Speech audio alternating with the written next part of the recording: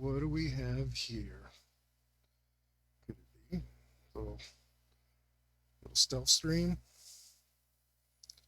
Little late night graveyard kind of stuff? Yep, yep. Not not expecting too much here, huh? No, no. This is not hour for me. Usually I'm quite asleep. Um, so what are we doing today? Well, we've got this commission that we need to do, and I'm up. I'm a finicky sleeper. Sometimes I sleep very well. Sometimes I don't. Um, and it's just because I lead a hedonistic lifestyle. But that aside, we are going to do a little bit of art, and we are going to start off with some art tips. Usually my stream gets bombarded by trolls, and I don't get to talk about it. Well, okay, I'll name them. I'm going to name names. No, I won't. No, you just have to watch and figure out who it is. I'm just kidding. He's a friend of mine, but he is a troll nonetheless. So I don't get to talk that much about art stuff. Um, and it's I'm trying to give art advice over here, so that's change, changes the topic a little bit. I want to talk about art. One artist hit me up, talk about art. Right, that's gonna be what I'm about. So right now, what are we doing? We're gonna give an art tip here. This tape, when you put it on your paper, sometimes it's a little too strong. So what you want to do is just push it up against your shirt, get some of the fuzz from your shirt on it, and then it'll be nice and weak. And then when you tape this stuff down, it won't mess up your entire life. But peeling off a layer of the paper, right? And since uh, we need this paper to stay still today, we're going to add a couple pieces of tape. Um, so normally you tape this to the table, but if you know me, you know I'm working on this table back here, and if I put tape on it, that just means that I'm gonna have to put even more work into that. So I'm gonna rough it and see what happens. I did work a tiny bit on this to get some of the details in there, um, and fixed up just a tiny bit of the anatomy on the leg and the hands and stuff. Um, so we did that already. I'm not sure if I should be putting this on yet, but what we're going to be doing is using this here pantograph. This is I thought it was going to be a good one, like a because it had a Japanese name, but it came from China. It doesn't seem terrible. Maybe a little rinky-dink. That could just be me, because I haven't tightened these things up. So maybe that might make it feel less rickety, right? We just want to tighten it to where it goes. We're not trying to force it. And feels a little better. But from what I've seen, because I've actually never used one of these, just gonna stick this guy on the table, and I'm gonna measure here to see that everything that I trace fits. And right off the bat, we're too far from the edge of the table. So we'll fix that first. Right. And we just kind of measure around, and of course it doesn't fit.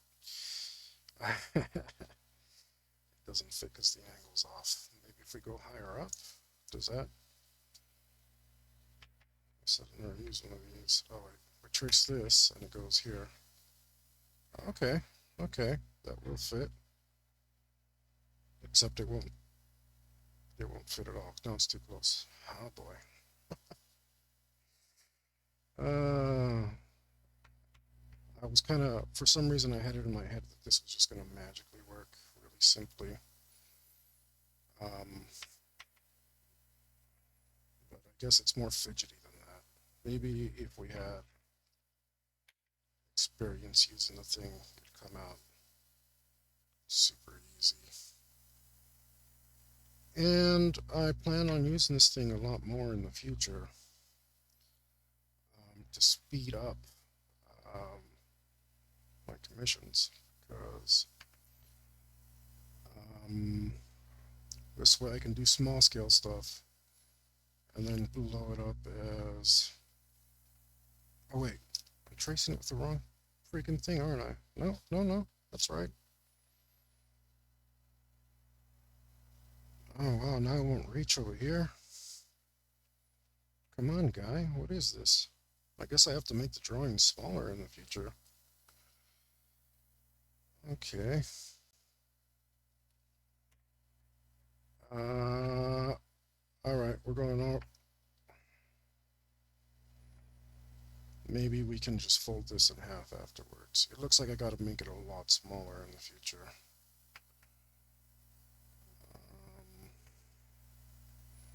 Because it won't fit with this thing on here. All right, so we're gonna fit that to the table. Let me move you guys around here.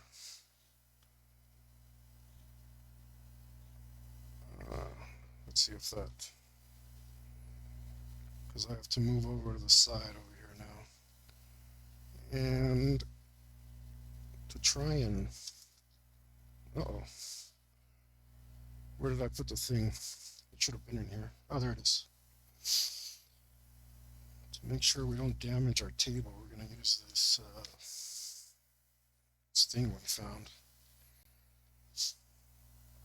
And it should improve the grip of this clamp. And we're just going to wrap that around the table now that we care about it, because we put so much work into it. And we're just going to go ahead and clamp that down. If I can remember which way my hand's supposed to turn. So I'm doing this left-handed. And I'm not, and left-handed and upside down, so I'm not sure which way I'm actually turning this thing. And yeah, I think I'm going the right way. It's just taking a bit. Turn, turn, turn, turn, turn, turn, turn. So when we do these things, we want to make them snug, but we don't want to like use all of our strength just to where that's nice and snug right there. All right, let's try this yet again. Make sure that that's our tracer. So if you've never seen one of these, this piece has some lead on it, and it looks like #2 lead, like the kind you'd get with a compass, the little tiny pieces of lead for you to stick in the point. And I'm sure you can just grab some #2 lead like you'd use in a lead holder, stick that in there, trace it with this thing. I guess this thing holds you up of the table some, so that you are more or less parallel to the table. We'll just stick that on there, and we'll run this over again and see if we can't find a sweet spot where we can. How come the farther I go this way, the farther that goes that way? All right, let's see. That gets us off of that. All right. So I wish there was something more to hold on to right now than this. It does have a screw, but it doesn't seem like the best thing to hold on to. And I feel like I should have switched everything backwards, because I feel like I want to move this around, and but oh, we're just gonna have at it because we've never done this before. And I'm looking over here at the left side and hoping that whatever I'm doing is coming out. And it's kind of weird and kind of fun, which is what I was hoping for. Right? Feels weird. I gotta move my head. Funny, that's gonna come out cruddy, isn't it? Uh, all right, so yeah, I should do all my lines from top to bottom so I can let them fall down. That will. All right, lesson number one, tip number one. Start at the top and let your let your hand fall into it. Because if you are dragging like I was, um, it gets shaky real quick, and you can't see what the little point is doing. So, um, there's a tip I haven't heard because I did watch some videos on this to see how to do it. They're not they're not very good at giving tips. I think most of the people there are just kind of messing around and having fun with it. But I want to use this for serious applications. Like I said, the idea is hopefully I can start using this for commissions wherein um, I can do a bunch of little sketches real quick, and then when I get approved, instead of having to eyeball my work, I can just um, hopefully pop one out. Let's see how it's going there. I got a hand. Hopefully we can just use this device so that I don't have to eyeball my proportions back or do it all over again. That's real sketchy, but that's okay. Should I push this or pull it? Laterally, a little more difficult than straight down. Straight down feels good. You can tell the difference in the lines there. If I pull it, I think, let's see how it feels when I pull it. It kind of wants to drop under its own gravity, so I don't think it matters if I'm pushing or pulling. I think that's going to be equally bad, no matter what. It is kind of nifty though, and I am having fun right now. So at least that much is good. And I'm just trying to carefully trace out whatever details I can get out of this. And I don't need all of the details because I'm tracing a sketch. Right, I'm tracing a sketch, and the sketch is not super detailed, but again, we're just trying to get real close to what we have so that we don't oh, start to slip in there. My arm was in the way. So we can save ourselves some time and hopefully pop out these commissions faster.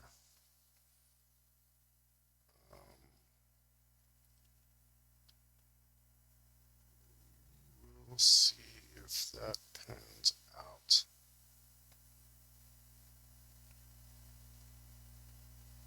I came right up to my paper here. Should have double checked that. It feels a little stiffer when you get down like this.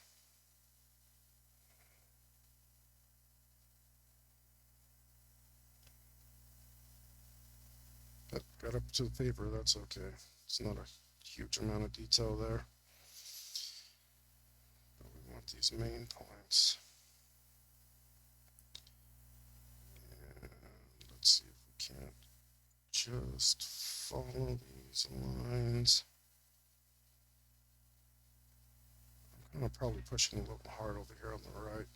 And it's looking real junky. That's okay. I'm probably in the future going to replace the lead in there to a really hard lead so that I get a nice soft line, because this one's a little hard. And it's, well, I'm sorry, the lead is a little soft, so it's leaving a dark line. And we don't want that. We want a nice soft line that we can use to draw over later. It's hard to see. We'll start over here. Okay. Let's see, now that I'm doing a face, this should really start to show its limitations. I feel like I'm twisting it a little bit. It might be more useful to shrink things, honestly, but oh, okay, maybe I twisted it way too much. Some kind of, yeah, I think, grief, that came out bad. I think I was twisting it because I'm trying to look underneath it. No, it's coming out decent. I'm not gonna complain about that.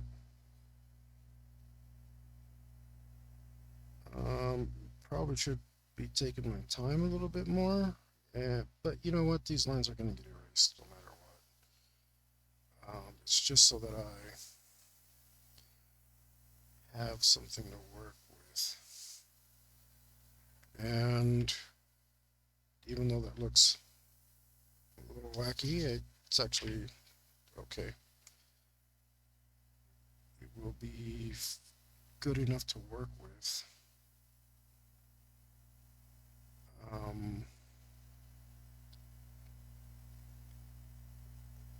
It should be an easy fix.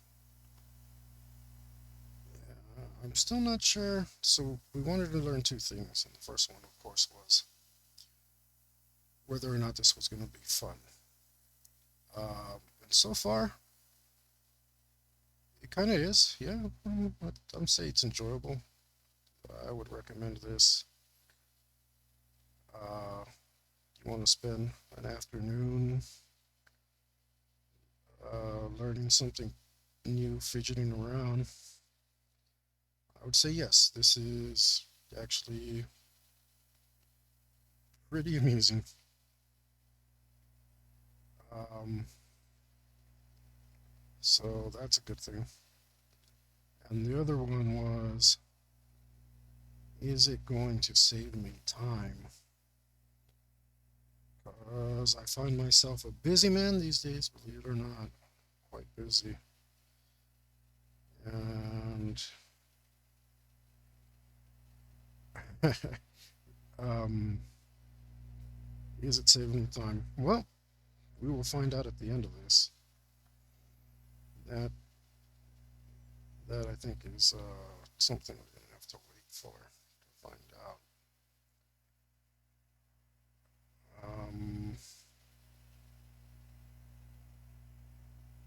shouldn't be speeding through some of this part, but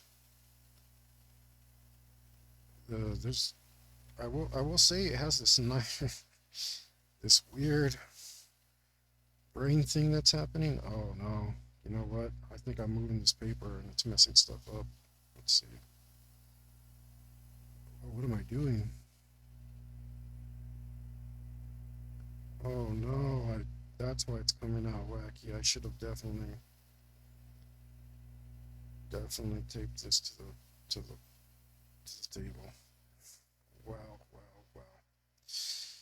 That's probably what's been happening. Let me move, let me reconsider what I'm doing over here because now it's out of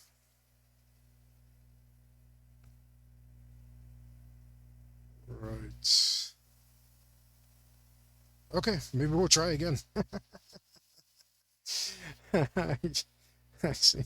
There's been some warping going on as I'm moving it around. Um, that is that is no good. Let's see if I can. There's no way I'm going to be able to make this true. Well, I mean, this is how we learn the hard way. Is that what happened here?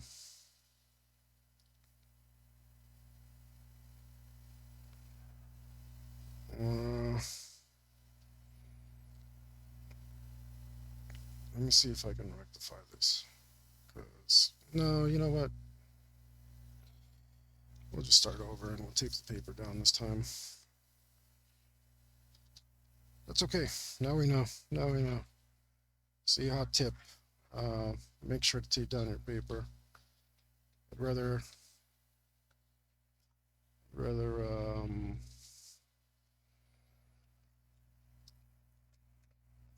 just start over. It doesn't matter.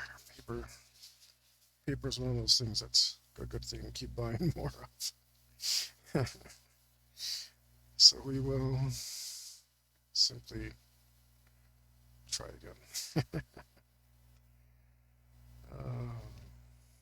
Okay, and this time we'll tape this down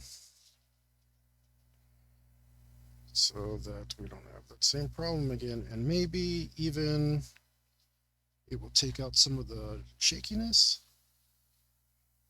and I can go a little faster as soon as I find out where I put my tape, because I'm one of those people that puts something down and it disappears into a black hole, never to be found again. Oh, there you are. All right. So this time we're gonna use a little more tape. We are gonna use our technique of putting the tape on our shirt first, so it doesn't stick all crazy.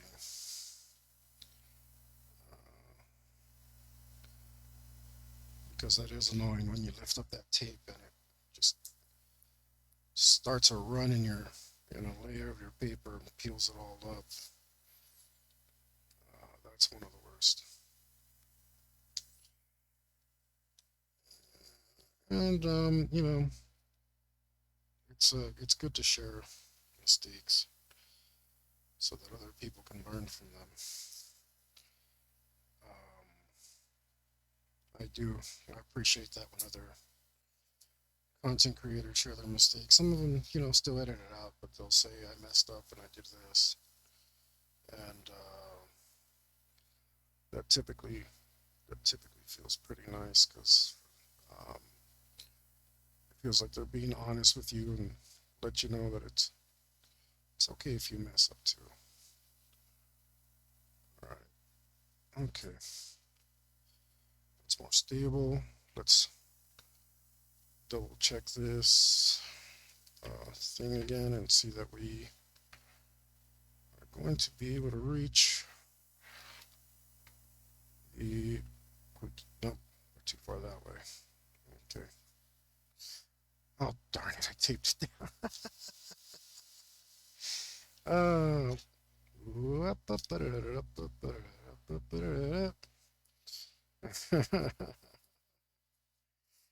Right, right. Let's try this again. Maybe if we can get this part to be the farthest, more or less, the farthest that it can be. And we can get this part to be, it's way too close. Wait, how does this work? It needs to be a little farther, I think. Right. Oh, this is what I get for not having a finished table.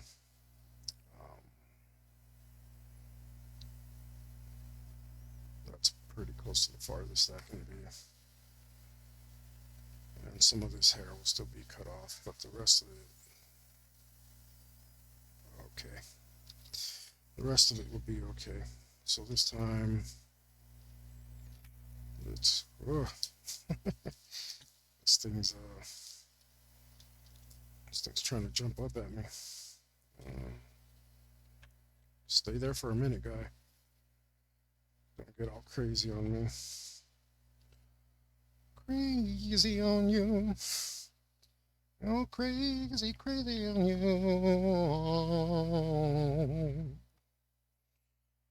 All right. Okay. Okay. And somehow I managed to make a mark here. Sure, I know exactly how, but all right. Let's try again, and this time we'll try to do it from left to right-ish. And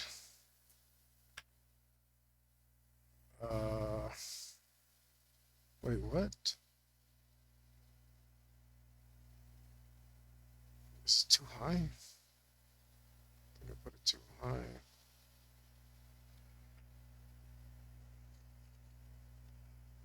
This is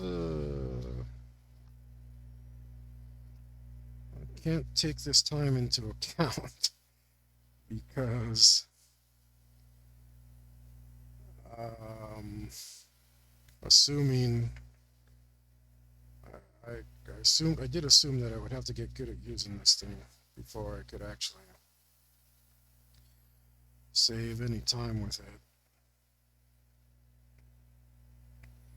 But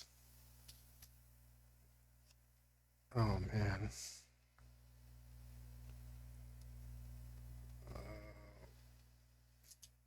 But right now, I don't know if this is a point of data that's telling me that I won't be saving any time. Too high now?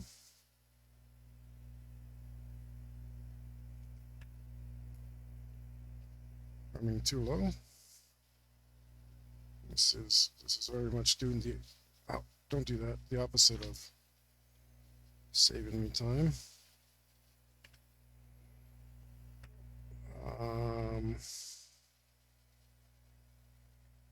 And it's probably better if I had like matched these papers up so that they are parallel. Okay, so I can reach there. Right, I can reach there. Whoa, how the heck did I get all the way over there?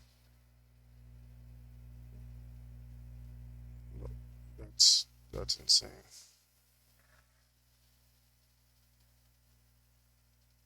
Maybe, I wonder if I'm trying to make it too big. It's set to 2, which I believe is Oh, wait, what is it set to? Yeah, it's set to the largest size, which is 2.5 times. I didn't mess with it. I just got it like that out of the box. Um, Maybe this glove's too old to switch that. I don't mind having to erase this stuff right now because it smooths out your eraser. I'm sorry, it smooths out your paper. Oh, right, so you need to be farther away. You're too close. The image is too close.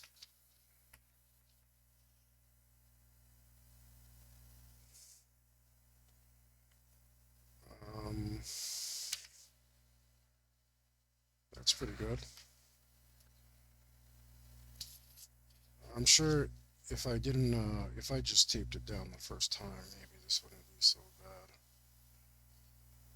See, I can't reach the end of that shoe, but I can just draw the rest of that in, and it'll reach the rest of it. And it should leave me a little more room for the hair. So we're gonna go with that. All right, guys, welcome to the show. As you can see, I just started here and set it up quite expertly. Today we're using a pantograph, and it's super easy. You don't have to learn anything at all. Oh wait, we're way off. Okay, so it needs to be a little lower. Just,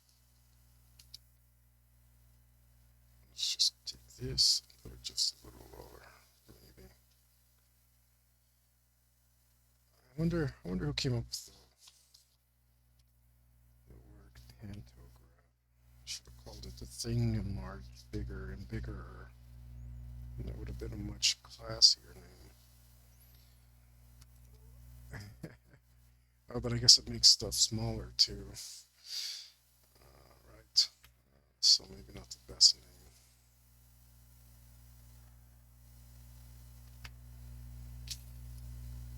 Okay, some more tape there. Still won't be able to reach this foot.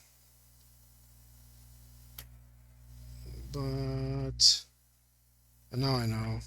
Now I know at least I'll be able to keep this sketch. And that'll be good because um, I'll know to make things smaller than this if I want to double up the size, right? Okay, let's. Okay, welcome to the show, guys. Today we're going to be using a pantograph, and as you can see, it's totally easy. All right.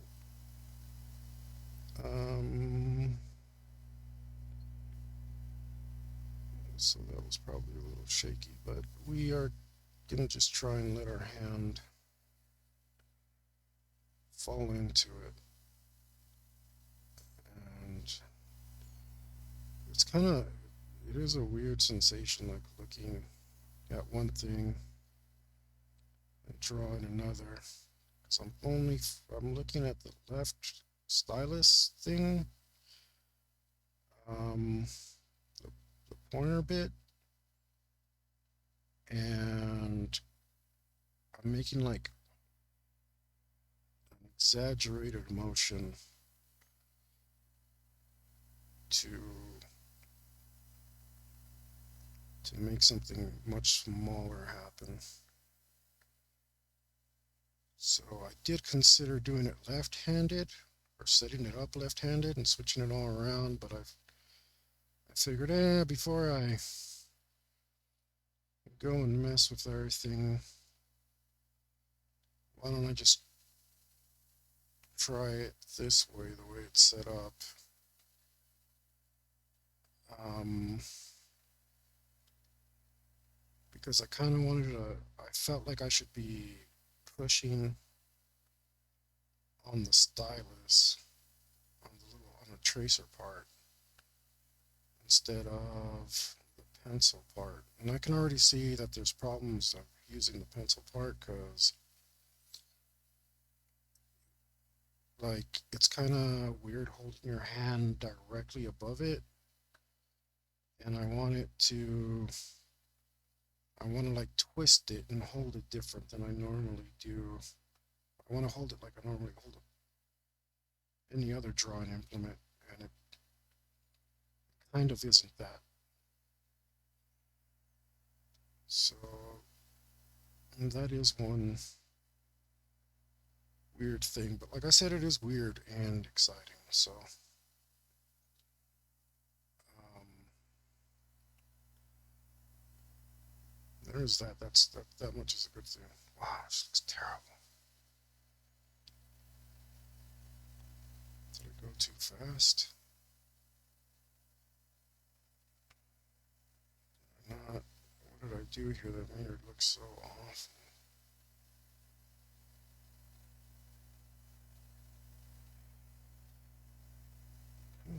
I'm just trying to let my hand go and do whatever it wants. I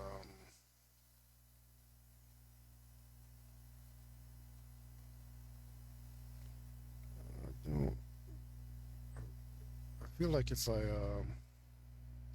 try too hard, it'll take the fun out. And I think I'm right. I think we're going the right pace. Maybe I'm just not paying that much attention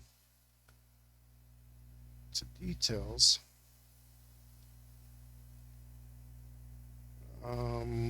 Which is probably something I should be doing. Oh, I didn't like that. Did not like that, but that's okay. I think this top to bottom approach is definitely going to be the right way. It's just so shaky any other way. This lets me get a half decent line. Oh, I see. I want to do that.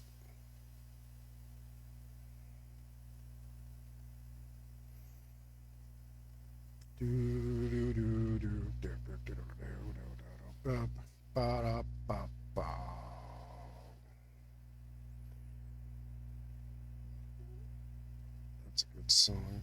That's stuck in my head for some reason.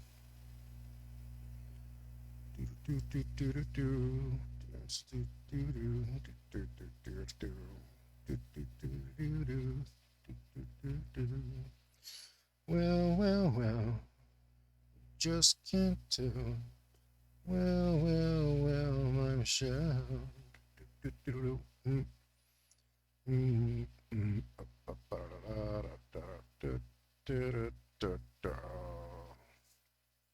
All right. Second verse, same as the first. I think this is going a lot better, although I don't know because I'm drawing blind. I'm literally just looking over here off to the side of what I'm tracing, and I don't actually know what's going on underneath my pencil. And that is a strange thing, but I feel like I'm getting kind of used to it. Um,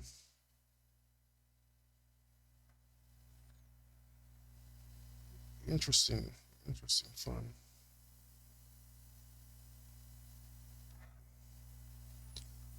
Um, I'm just picking out some lines here. This I could do. I don't need. I should ignore this because I don't actually need these lines.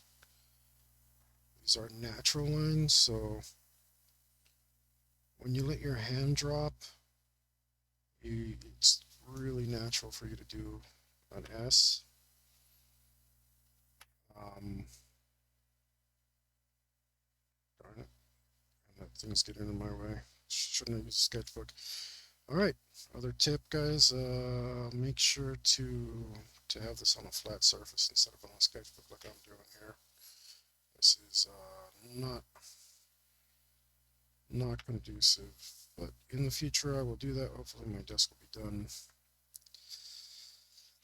Gosh, I mean it's not going to be done for a while. If you've been watching the progress on it, you'll know that it takes quite a while. I'm just gonna hold this.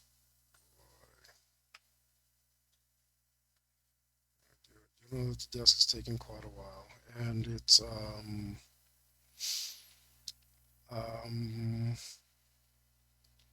I could do it faster, and maybe you know what, maybe this is good incentive to like do two streams on the table every week instead of one. Maybe that is exactly what I need.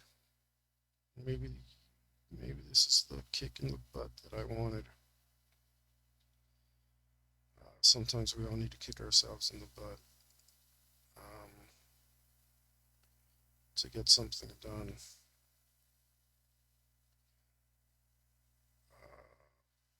I've got this hair over here.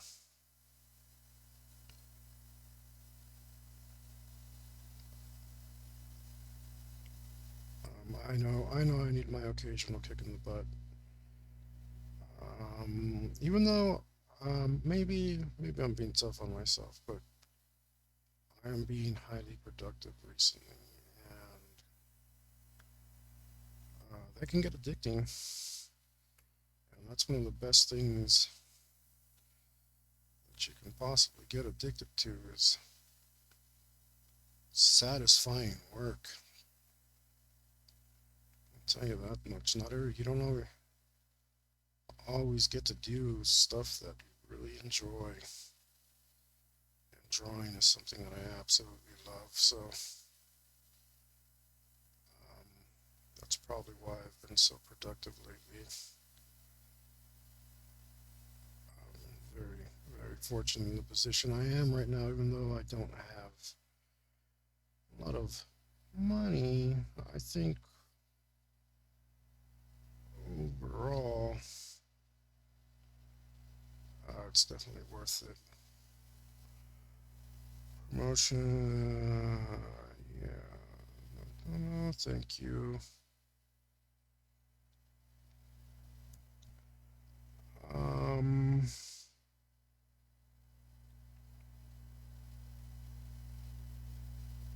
huh, okay.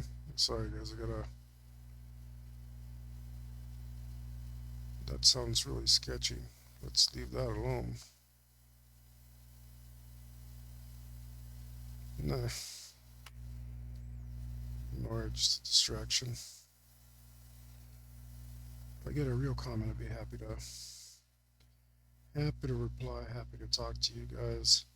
If you guys see this later, I do answer basically any questions I get right now, whether it's on here or on YouTube. Um, Leave me a comment. That'd be fantastic.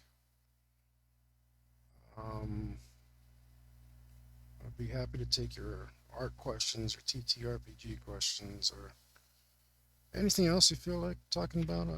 Um, I'm definitely happy to take any kind of comment right now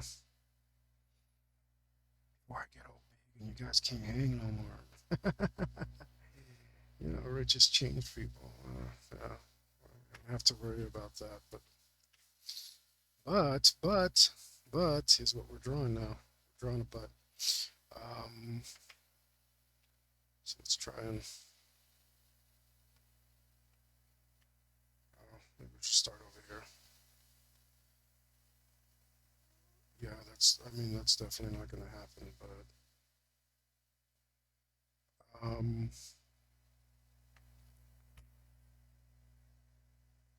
But hopefully we can start making enough that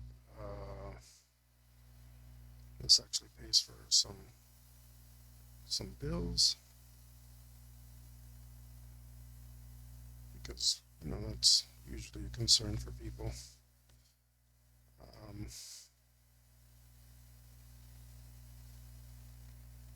oh, just gotta carefully,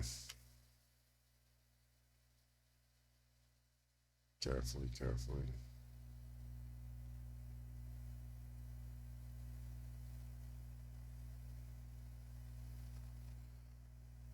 Um, yeah, you know what? We're being too cautious.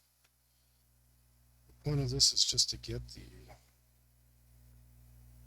layout in, and once we got that, then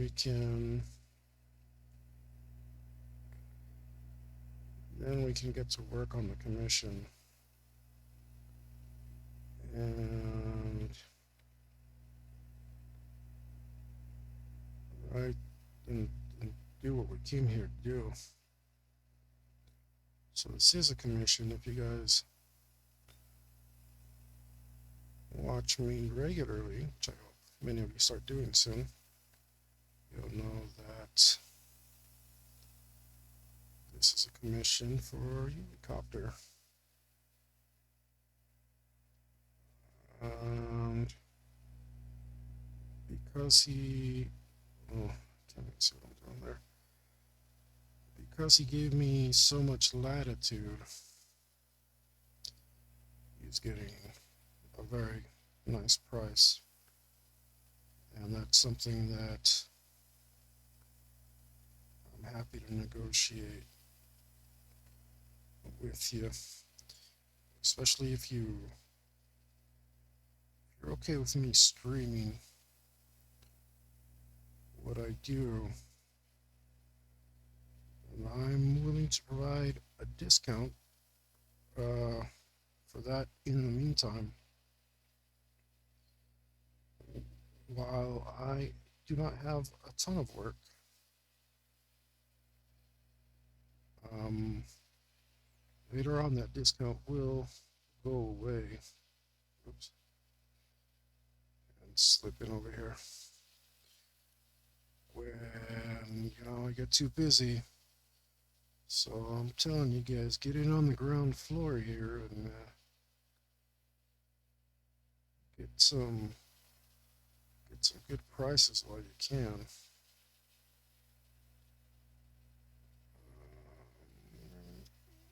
Yep. Can't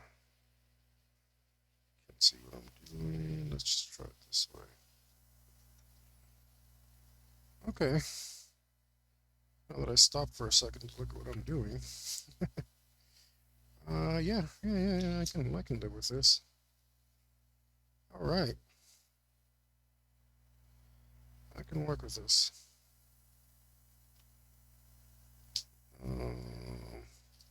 I wonder if no, that probably won't work that way. I was going to say if I move the pantograph from the edge of the table to a new part of the table, will it still work? And I've got to say that my hunch is absolutely not. Not even for a second. I'm pretty sure it'll shift the image in some weird geometrical way I can barely imagine. And then Cthulhu will come out of the wall and punish me for even thinking such a thing. So we're gonna pass on that this time. This time around, we're gonna pass. Maybe next time we'll feel a little braver and we'll do that, but not this time.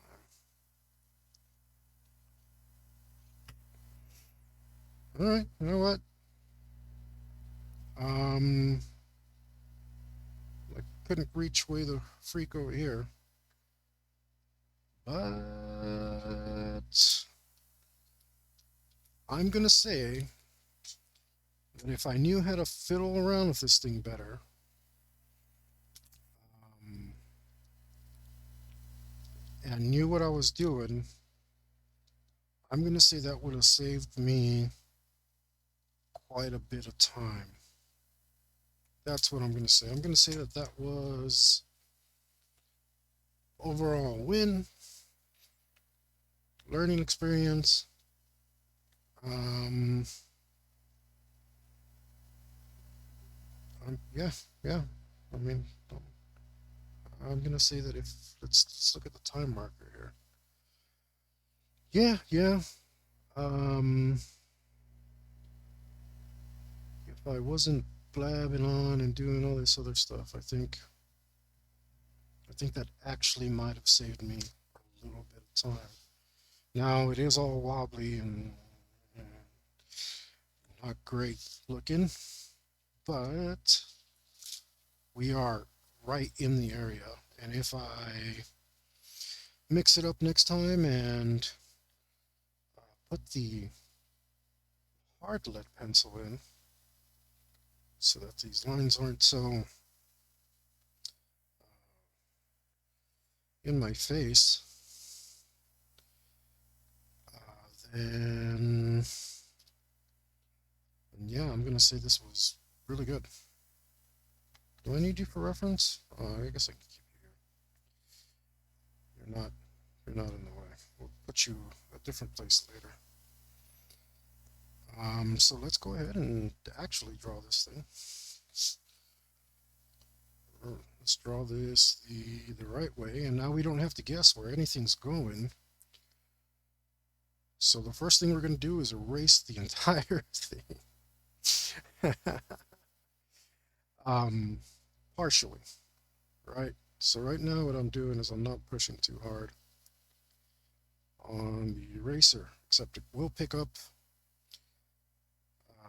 some graphite. So whenever you're erasing, you gotta erase a little bit and clean up your eraser so it's nice and white. And then you can gently, applying very little pressure, not really any pressure, just kind of letting it slide over. Then you can lighten up your lines. And if I had switched out the lead inside of there, like I should have, but I didn't think about it until afterwards, it would have made it so that maybe we didn't even have to erase anything. We'd use a real nice hard lead. And break open a HB pencil. All right, let's put in some more lines here. Curve this out a bit. Not entirely sure what's going on here, but that's okay. We'll fix that up. That might have been a little bit of a nonsense error on my part. That's okay. We don't want to put, at this scale, we can put in a ton of detail, but this design has to go on a t-shirt, so it's actually going to be shrunk down. And when you shrink stuff down, if you got details that are too close together, that will make your design not print very well. So for t-shirts, it's actually better to draw on a much smaller scale, somewhere in between two of both of these. And then you can have something that'll print out nice. But this original is going to the client. So he is going to have this nice big line art for me. Um,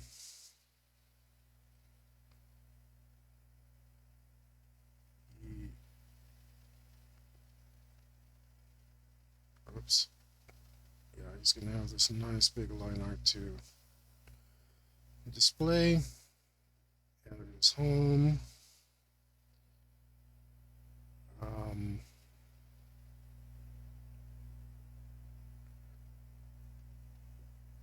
and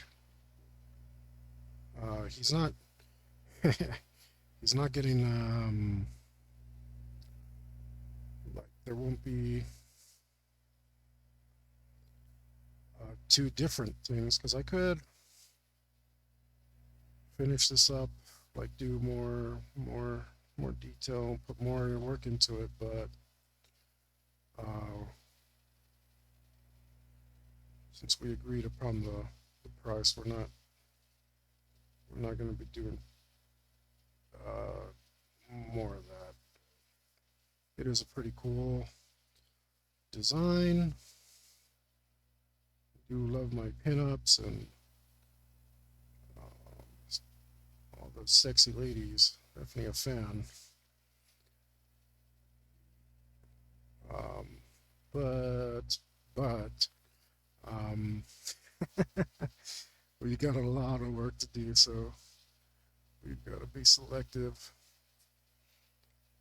and not get distracted. All right, there's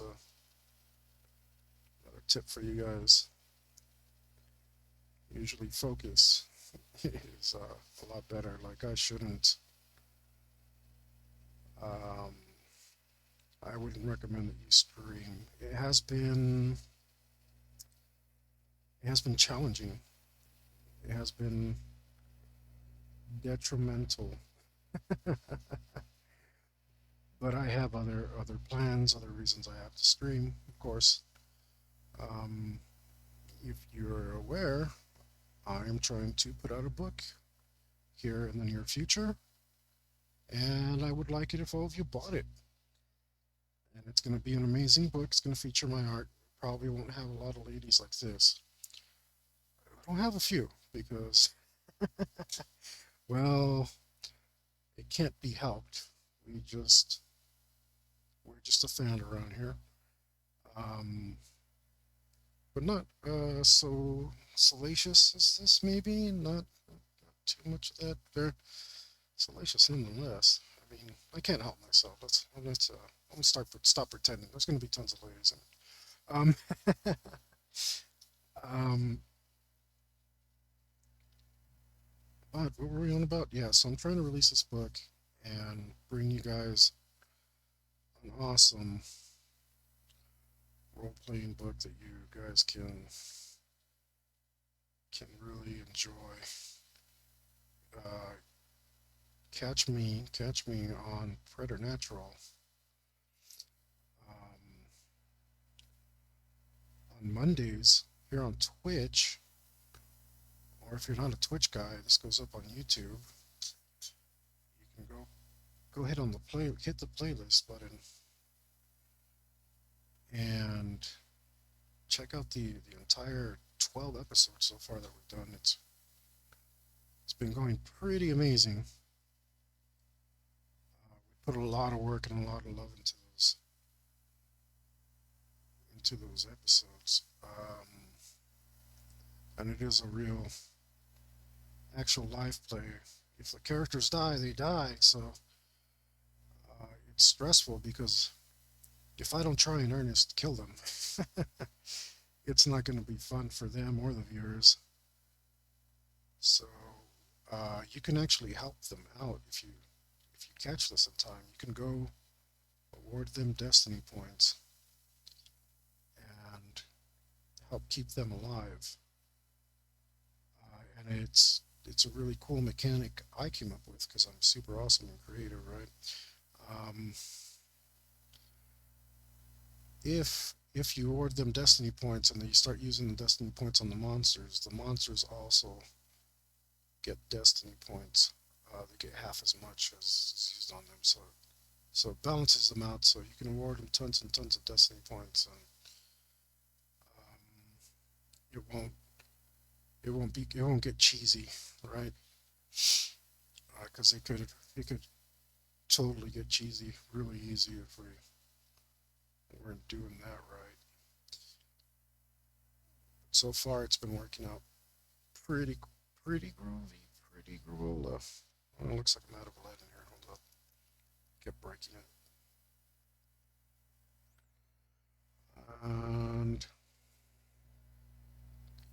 And man, we have some fun. And you can watch the guys irritate the hell out of me, and watch me get irritated. It's a great time. We have a really good time. Give her a neck, but then cover it up. She didn't have a neck in the sketch. It's too small. We're gonna use a straight edge here for this,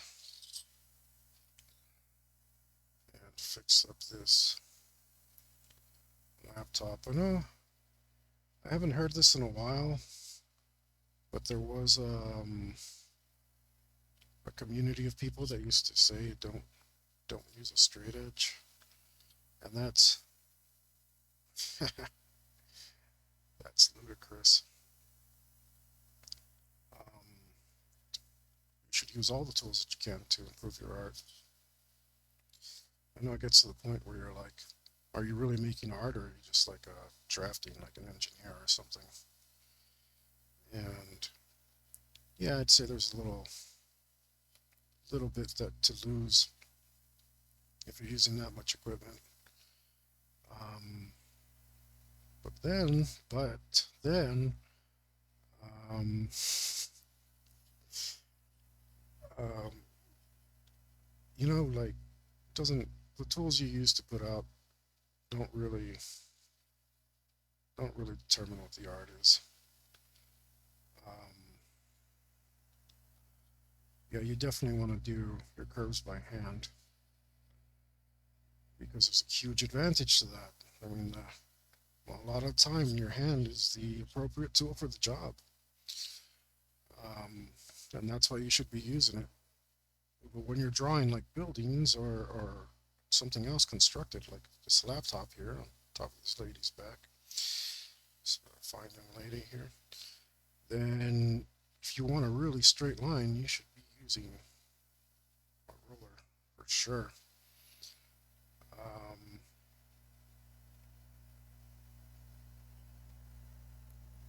it depends. Just depends what you want to accomplish. I don't hear too many people giving out that advice anymore, and that's good because that was not good advice. Um, you can make use of tools like I'm doing with this pantograph. I mean, like I said, once I really learn how to use it, it should save me quite a bit of time. Uh, and what like how did I cheat? How's that cheating? Like I drew the original. I used the tool to make it better, and now I'm using myself to do it over again. Like um, this to me is much better than putting it in Photoshop, which I also do not disapprove of. If you're good at that, if that's the kind of art you want to make, then make that kind of art. These Photoshop guys, man, they put in so many hours. I don't want to do that. I'm not into that. Oh man, no way do I want to do that. Um, like thousands of layers sometimes. It's I don't I when I see Photoshop art, I actually don't see the benefit of doing it because I'm just like, it seems like you did way more work than I would have. I would have had that done days ago. Um, and I don't think it would have looked any less resplendent. I feel like a lot of that Photoshop work is for nothing, but I think people gravitate towards that because they like that there's no well there are a way to make mistakes. Like you can merge your layers and then you're done. I don't know if there's an undo for that. So maybe there are no mistakes. You can't make mistakes in the digital world. You can always go back. There's no messing up. The stress, I imagine, is far less because once you start inking and you go just a little bit too much, it can really feel like um, you've made a big mess of something. But I think the risk is definitely worth it because uh, being able to hold your work in your hands, um,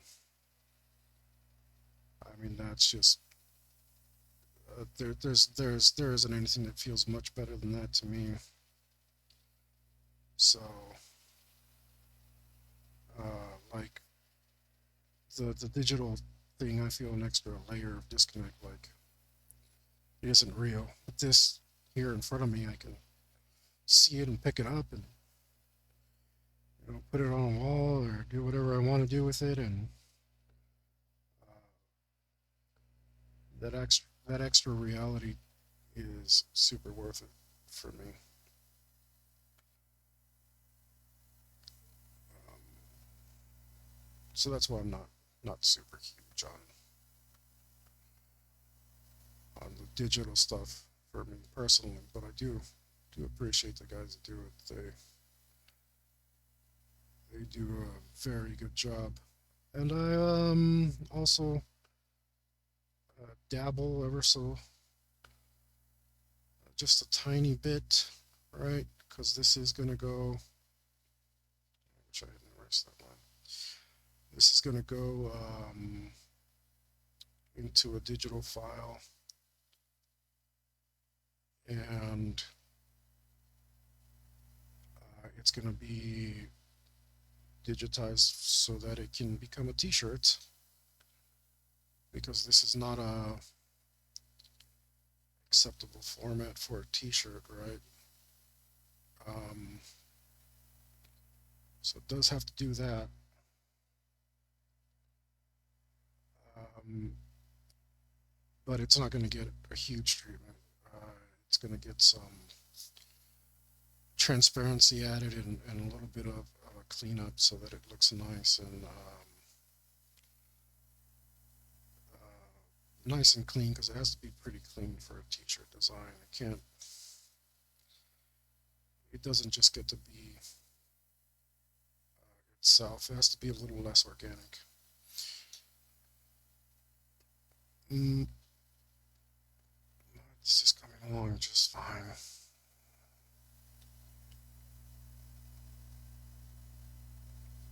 And man, here's for sure why I recommend to draw big. You can really get in on those details.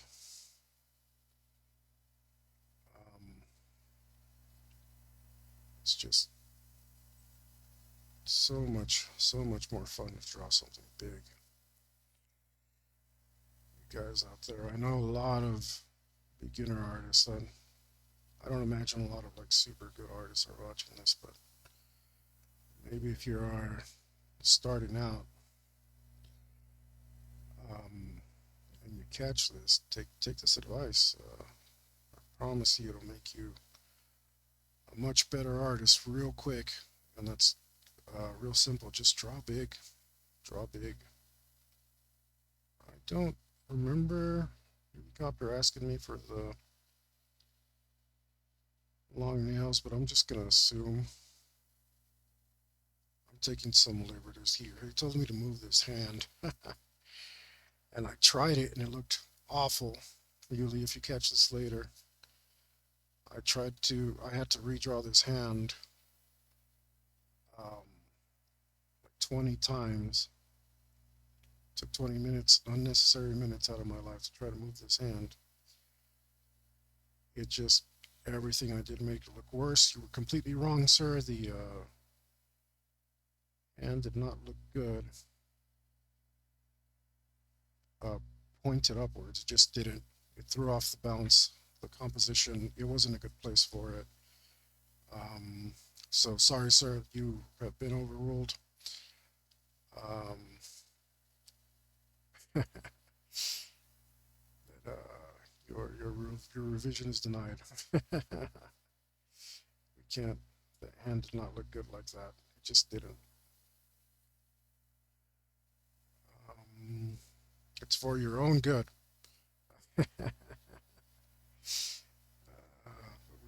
But we are going to add some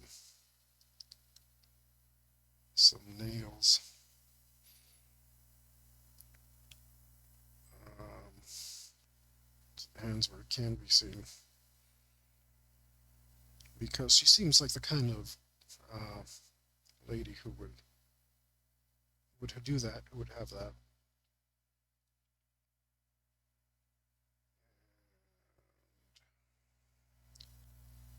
I'm doing this on the weak side. I should, when I ink it, I will probably pick up the whole thing and turn it around so that I can do that curve correctly. But since it's a pencil, we can go ahead and just do do it like that. She looks a little less attractive than she does in the sketch. You should get used to that. Um,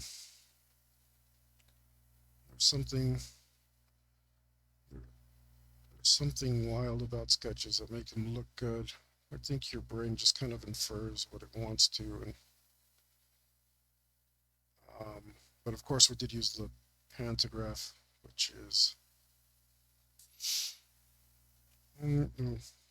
made some of the lines a little wonky. Um, she looks pretty good. Pretty good. She needs more eyebrows. Let's try to get this. Um, yeah, like that. Okay, that's working. A little bit sharper eyebrows, and we can. Yeah, yeah. But I'll fix her eyes up later. Um, so let's see.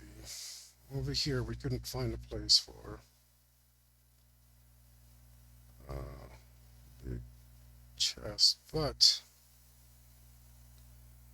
God, if I put that in, it really ruins stuff. Just doesn't look good, does it?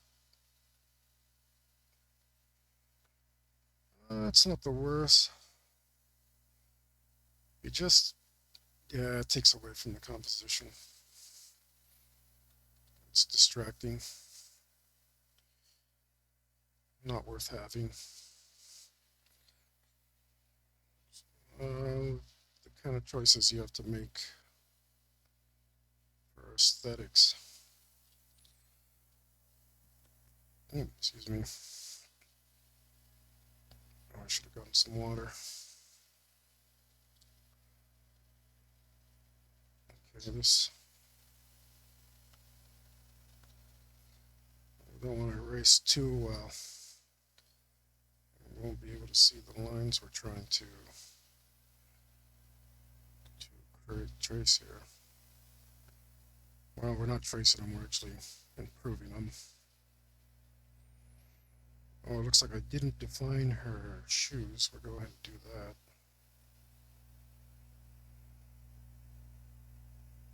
Right. Um, right. Get in there.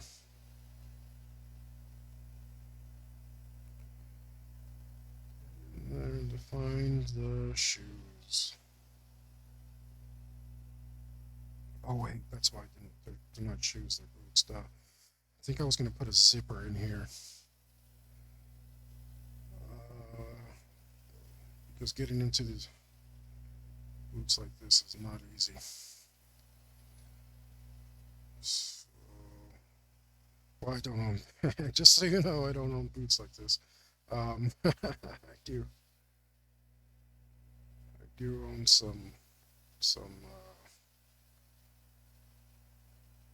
almost up to my knees boots when I'm riding, but let's flatten this out so that it looks like it's on the ground better. But I think a zipper along here will help this be more interesting, and we won't have to draw a lot of it anyway because it should twist off this way.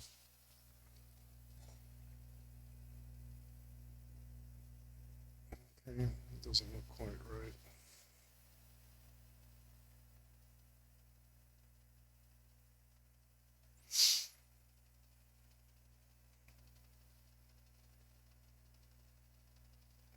Okay. Oh yeah, looking all right. This was actually pretty cool. If you guys ever try to blow something up by hand, just eyeballing it, uh, you'll know how much work that takes. That's quite a bit of work, and we are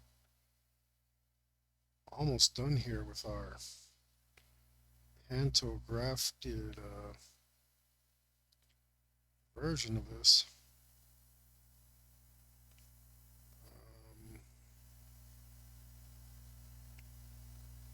which is great. Absolutely.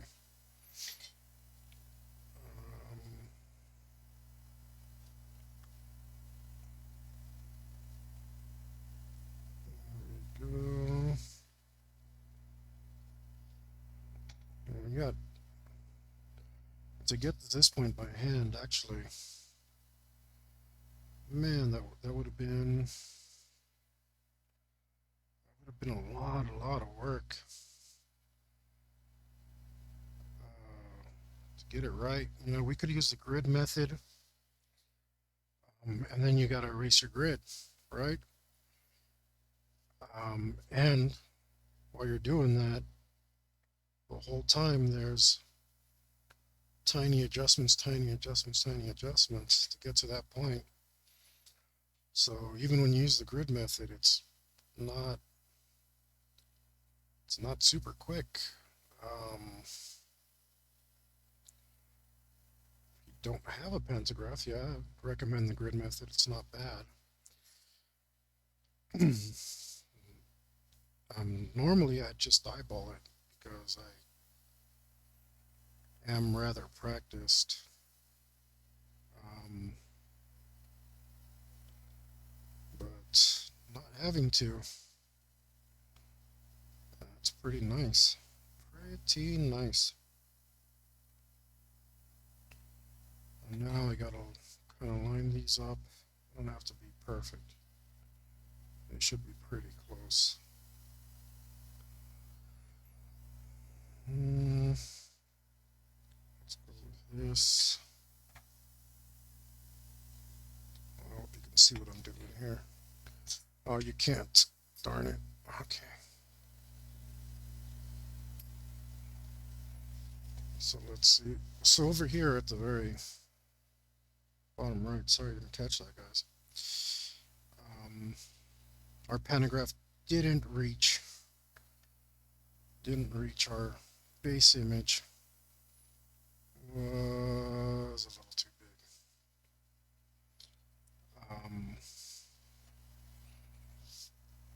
So now we're having to do it by hand, by eyeball it.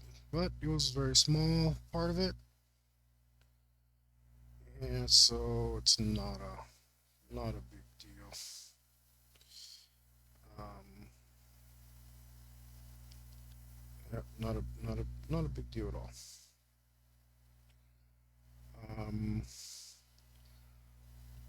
Plus the details weren't quite right on that. I think we are going to put in our zipper though. And we're going to put our zipper in here. And this should add some interest.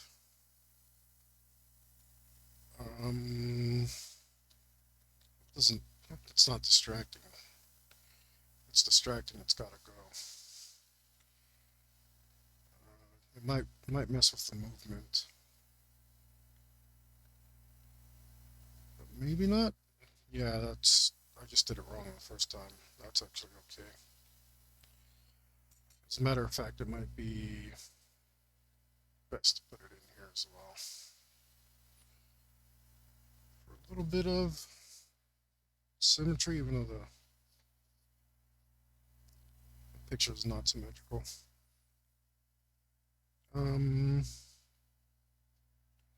Let's make these shoes, or the heels, let's make those line up right, or be a matching pair, because right now they're kind of all over the place. And that's partially because of the pantograph, but also because they were pretty roughly sketched in the original. I guess you can see that right up there. All right, that's done. Fantastic. Since we're at a point where we're going to be switching implements, excuse me, I'm going to run off for a minute. Maybe I'll take 5. Maybe I'll take 5. So keep my energy fresh. I definitely want to. It's really easy to get bogged down and get lost in it, which is fantastic. It feels great. Um, Being engaged deep into it, deep into your work, really awesome. But, but sometimes, sometimes that gets you like, you don't realize that you're like getting fatigued or thirsty or something of that sort. Um, you will forget that that's happening, and then your work can start to suffer without you even noticing. So it's good to take little breaks, but it is a discipline you have to build, because a little break means a little break, and it's hard to do because like once you take a break, you can lose focus completely and then not want to come back to it. So just giving you guys some advice, things that if you want to pursue art later, that you will certainly learn. You certainly will learn that. And um, well, I mean, it's part of life. Anything that can be work will kind of fall under that kind of thing. Um, so here I am having the hardest time in the world taking a break. So while I step away,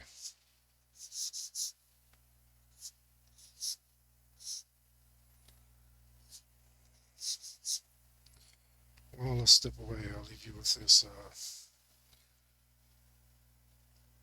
Are you gonna stick somehow? I don't believe you will.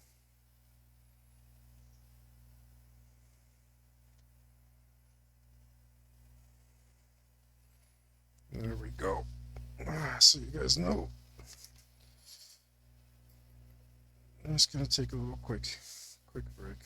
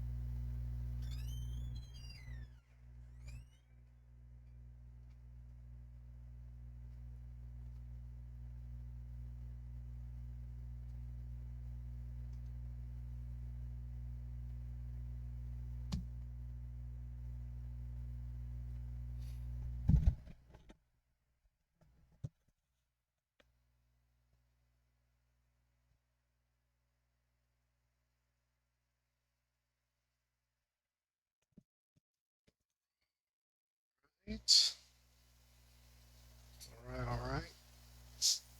Mm, let's see. So I did. I am going to ink pen this. I kind of wanted to use a brush. Use a brush pen, maybe. Not 100% on that. Um,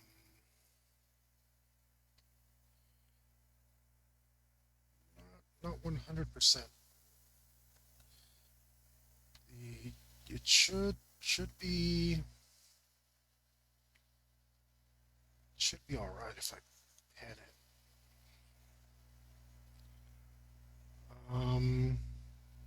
Gonna make some decisions here. Change it a tiny bit.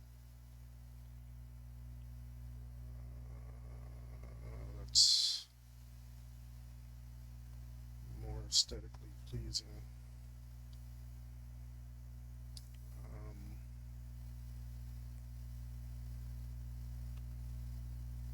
that's better. That's better. So I got some gunk on this glove. Might need to switch to a new one. Been using this one for quite a while. They last quite a bit. The only thing is I'll have to remember where I put the other ones. Okay, so maybe we won't. Got a big old bag of them somewhere, but I don't remember where. Smudges are normal. We just clean them up as we go. But if we can minimize that, it will be a good thing. Save us a little bit of time. Excuse me. Oh, I'm real thirsty. Chug some water. Um, don't know. Think I might just do it in pen.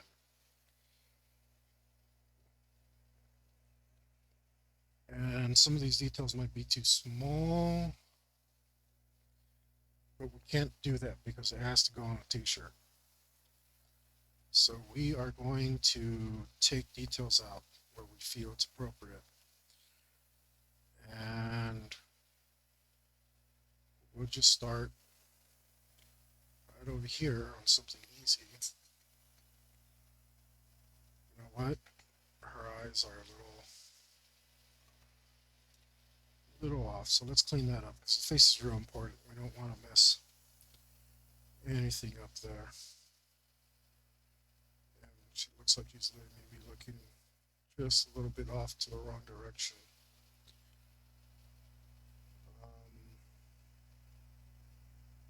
We want her looking back, right? Uh, Back and right? No, just back, right? So I think pen will be the best. We're not gonna try and fix as we go, fix it with just the pen. We want to get it right the first time.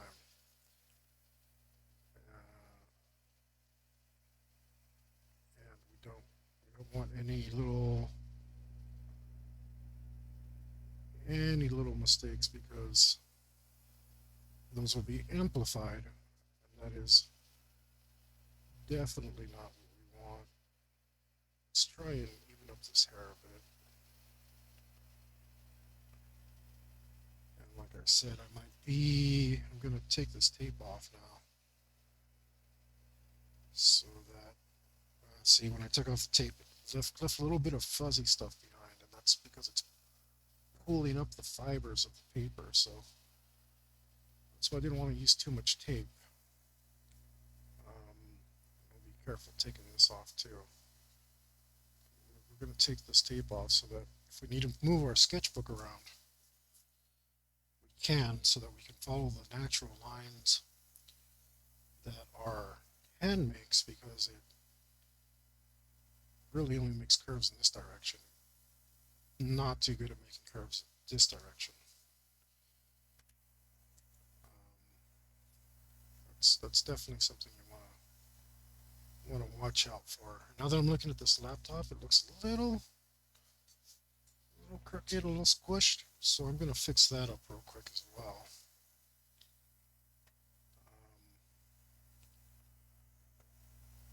You want that to be pretty symmetrical.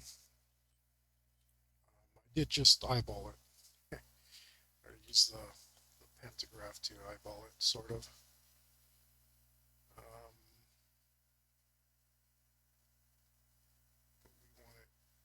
We want it looking pretty on point. We don't want it to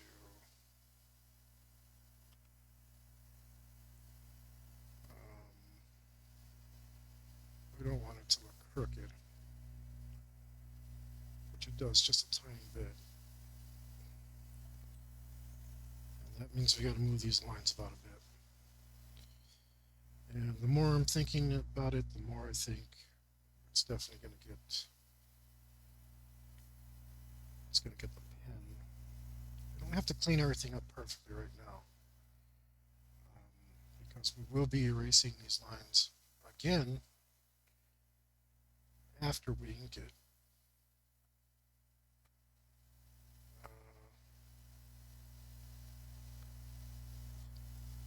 And we will be using a ruler to put those lines back in when we do the laptop. All right, so I think that's pretty good. What happened there to her nose? Got like an extra line. Oh, I can barely see what I did, so I'm gonna put that back in with the pencil. Okay, now let's go for it. And we'll start with some details that are easy to put in, so that we can see how it's going.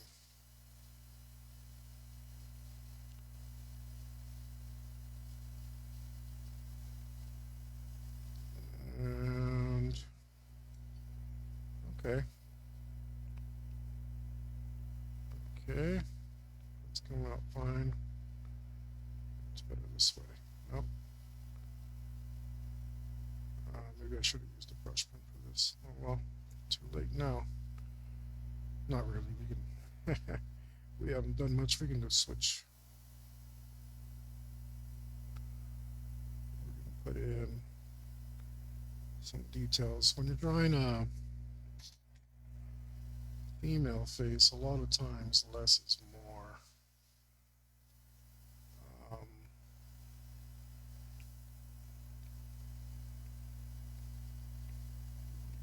you put in too much detail and it'll take away the softness of the face.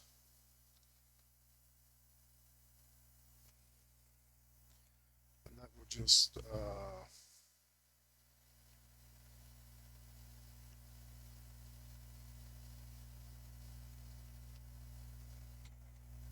well, I don't know if I should put that line in, but I did. And that's too late. We can give her some of this to make it a little, yeah, that'll work. This pen fighting me a little bit. Just make sure it's clean. And we'll do that by just using another piece of paper here. Seems to be okay.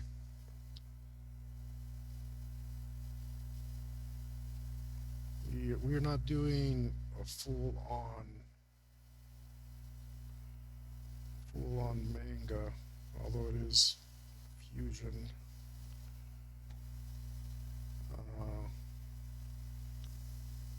Cross between manga and Western stuff, and that's because that's due to necessity.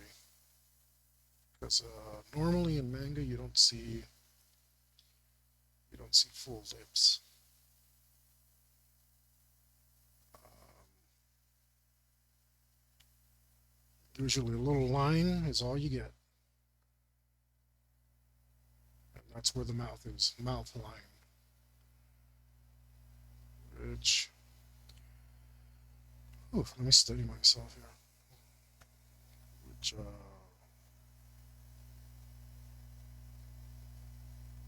is something we couldn't do because um, our client wanted full lips. And man, maybe I should use a brush pen. I don't like those lines. I messed up a little bit. Here I am doing the most crucial part. And I'm moving around quite a bit to try and get the best angle for my hand.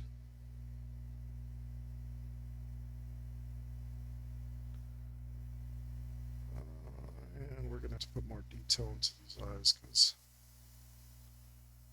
they don't quite. There we look all right. I think they look all right. So not a huge deal. Luckily, we'll be able to clean that up a little bit with some of the other details. And we can have a variable line weight, which is funny that I called it that because you know what? It's this pen. This pen isn't quite doing it. I had a lot. I've been using it a lot lately on the table, and it's been working really nice and coming out really nice and coming out super clean.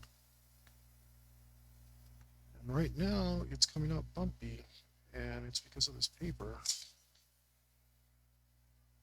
Not something I anticipated.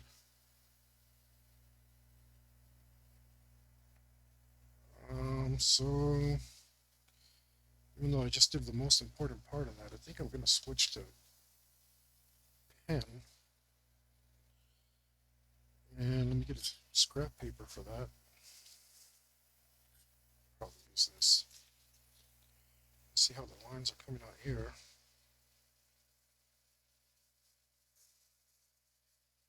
Um,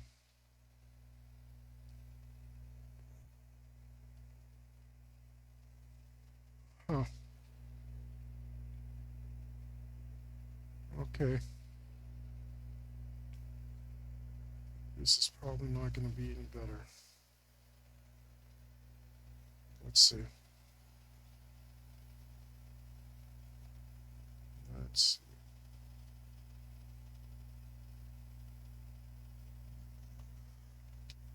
Well,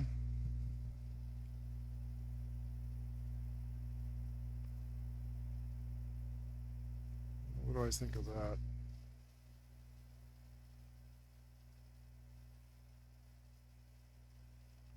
What do I think of that?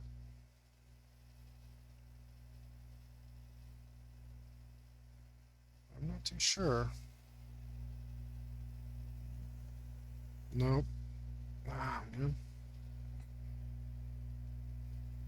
This is a selection material issue. I'm sorry, a material selection issue. I should have maybe been a little more careful. But I've used this paper before. And I feel like I was getting better detailing on it. I can make those lines pretty thin, but nope. We're just going to have to get through it. We're just going to have to get through it with the pen. And I'll just have to adjust my technique.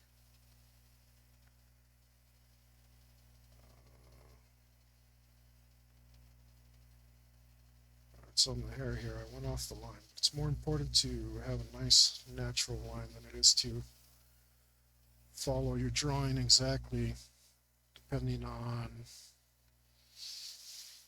um, what you're drawing. Like on the hair, it's more important for it to flow. Once we get to the body parts, then it's really important to follow your line. But it's okay because we can make this part variable. It doesn't have to be exact. It doesn't have to be super precise.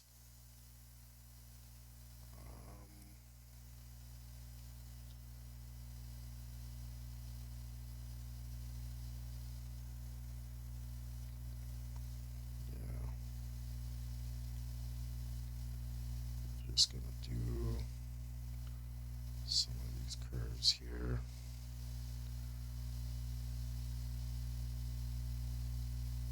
It's coming out real bumpy. Real bumpy. I didn't expect that.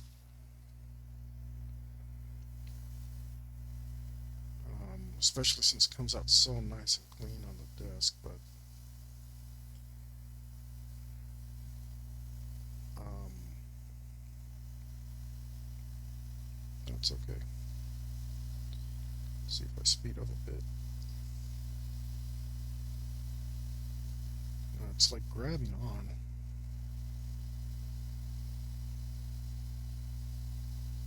It's really grabbing on. It's got too much friction.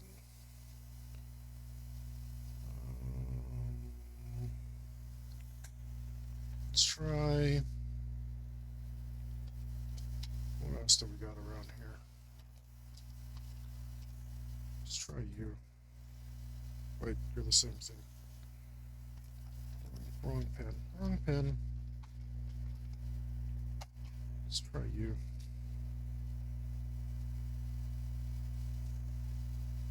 Kind of the same thing. Yeah, it's just finer. I don't want that. Same thing. Paper's got it's too strong for a pen, and it's grabbing the brush really well too. So we're gonna stick to this. This is the best one.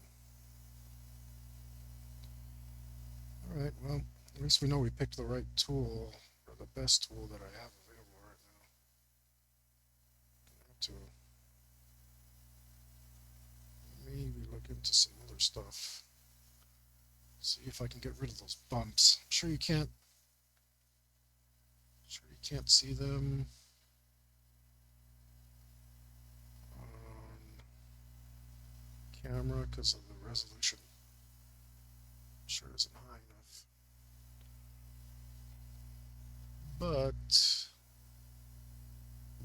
But we'll be okay.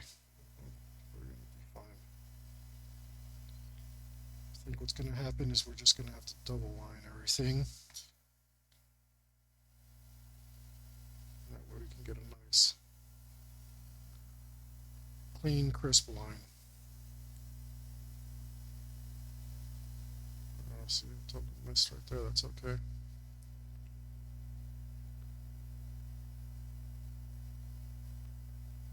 Because it's hair.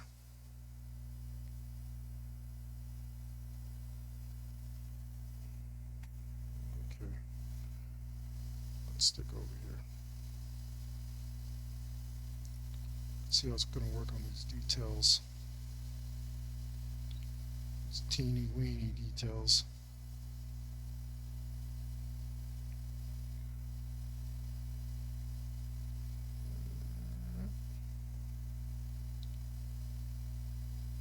Yeah, I think we just need to slow down and accept that I think we're making the line too thin as well.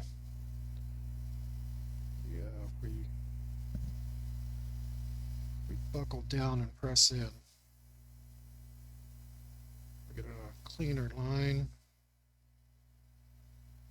I think that's what it needs to be.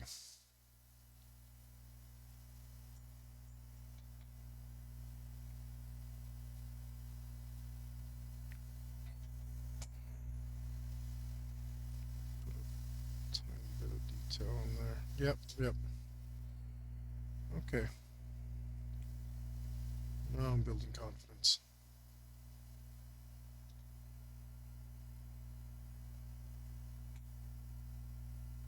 Yeah, and these lines are coming to be acceptable. It might be the graphite underneath it, kind of messing it up too. We are gonna, we're definitely gonna be able to do it.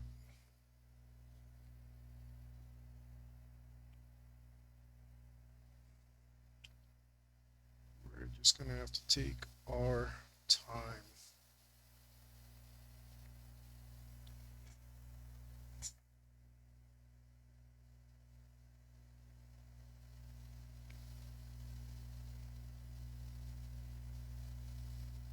And we want more anime eyebrows on this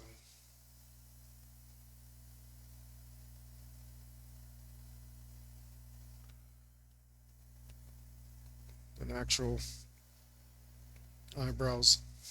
Like, I don't know if that makes sense.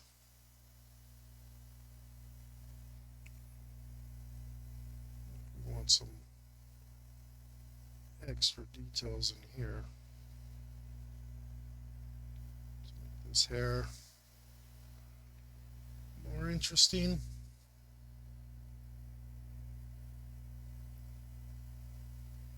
We want to make sure that we follow our curves.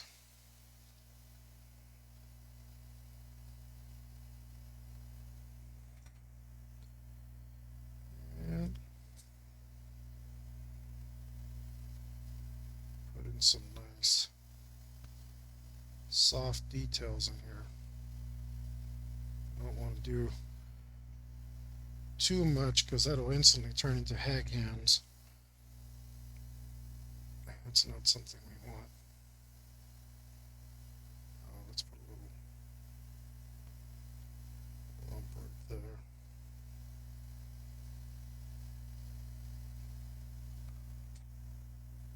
And again, even though we're not using the pantograph right now, we do basically want to pull down on our lines, not push up on them,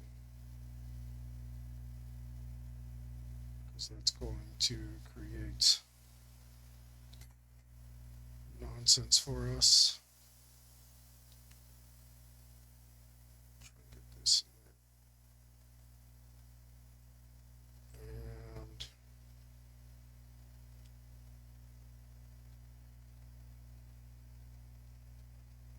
make sure that this is, try to get these lines to meet up.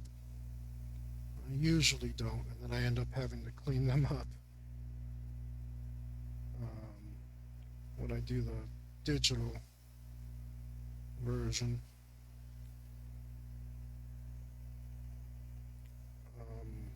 So if we can get these lines to really be crisp and meet up, not leave any tiny little gaps, that'll save us some time. Man, this pen is fighting me, but it's not fighting me as much as the brush or the other pen, so we're gonna have to keep with it.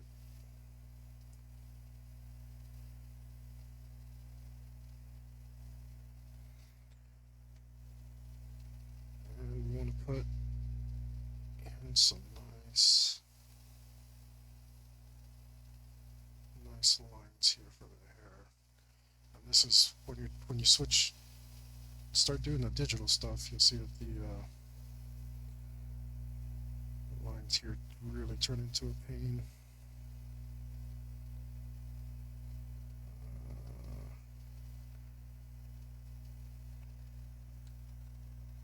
There it is. A lot of bumpiness. these two.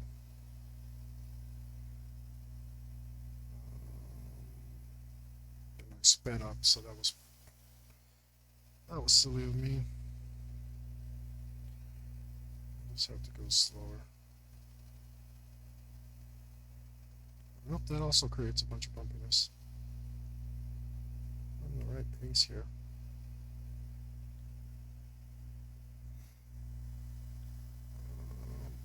So you can see I like to jump around a lot. That's just me doing my thing. I'm like, ooh, let's do that detail. Let's do that detail. Let's do that.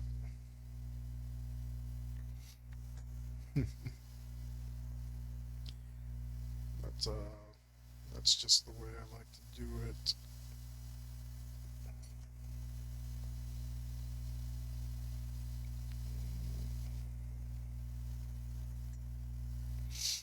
Also, these lines might be too thin. Might be too thin. Again, this is going on a t-shirt. I think her eyes need more detail.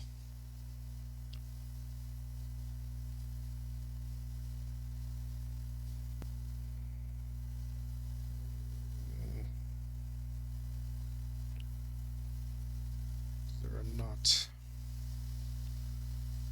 convincing me. It might just be because I chose to draw this too big. It's too big. It's too big for a t-shirt, but it's not too big for what it is. It's just too big for a t-shirt.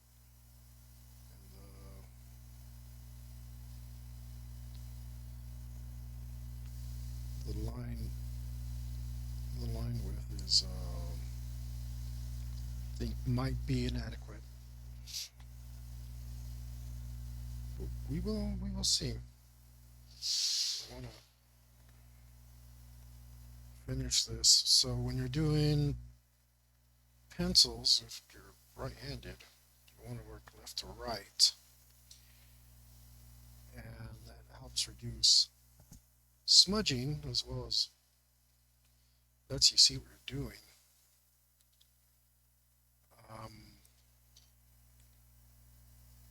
Well, you can smudge ink as well, so it's extra important to work left to right.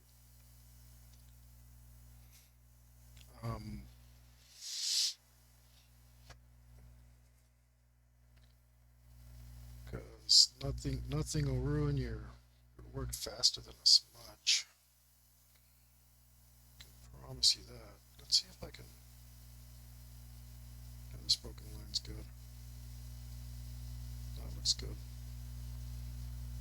I like that a lot. Let's do a nice strong line here. Let's do a broken line next to it. And we're doing that by just trying to barely let the pen touch the paper. Okay.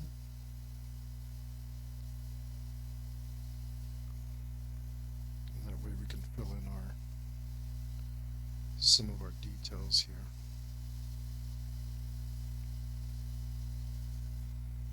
And make that hair look really flowy. Excuse me. Been blabbing too much and throat's getting dry. You know, you get an eye when your throat's getting dry.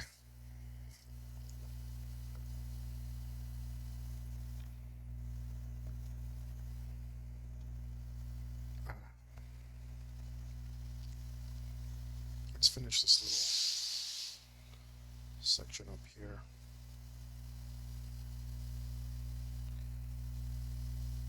Yeah, make sure to turn your body and your arm to the position that you need to turn it. so that you can get the best line you can get.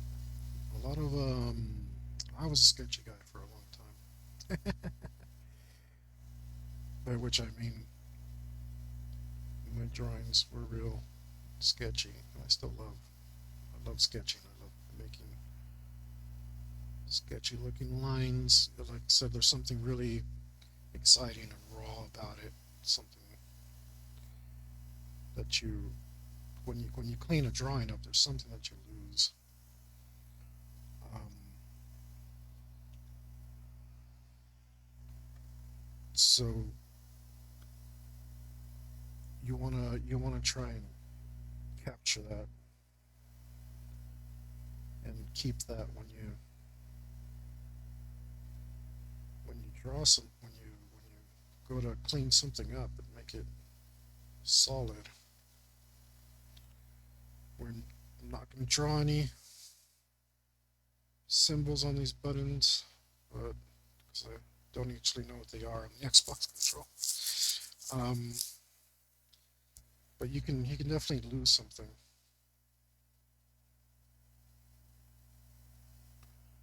Um, you can also gain quite a bit, so it's not all. I'm not saying leave everything sketchy, but a sketch has a certain life to it that a finished drawing does not. Especially when you really want to capture emotion. A sketch will do you good. It comes out like more expressionalist. Right? If you say that's your finished work, which is one of the few kinds of modern art that I don't despise. Sorry if you guys like modern art. I'm taking a. I'll die on that hill. Modern art is not, by and large, not good. Maybe there's some that's good. Like I said, I do like the expressionist movement, but I think they were still painting things as opposed to not things, which is what a lot of those modern artists are doing. Right? Actually they're not actually drawing anything or making anything. Um, they're just kind of doing stuff. I don't think that stuff is very artistic. All right. Sorry, don't buy it.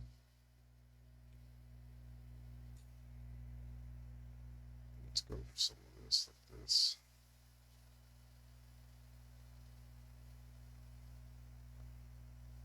And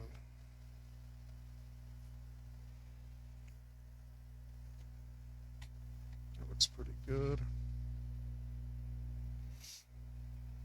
I think we will that like so. Leave a little gap there. And we need to do this bang. Bang, bang.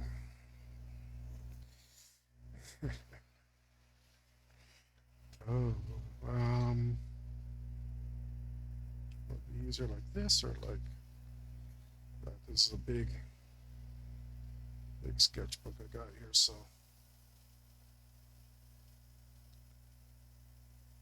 getting it to the right angle might be a little challenging, but you should definitely be moving your sketchbook around at home. Don't don't make a bad line because you didn't move your sketchbook around. You know. It's, I kind of made a bad line. Got a little part that sticks out right there. But we luckily are in the hair portion of this, so who's to say a line didn't go there? It's like Bob Ross would say, one of those happy little accidents. No reason to get excited about that. That's a good thing somehow. I did it again because that's okay as well.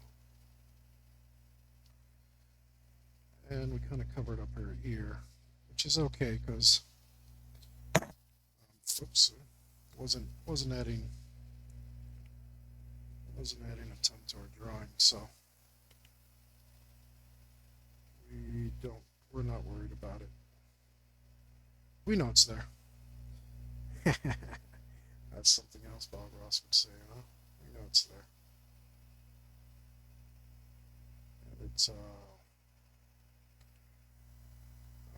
inking is kind of like a bravery test every time. I know Bob liked his bravery test. I agree. You need to be brave. Fortune favors the bold. So does the rest of life. I'm an advocate for taking chances, that's for sure. Here I am taking a big chance, trying to live off of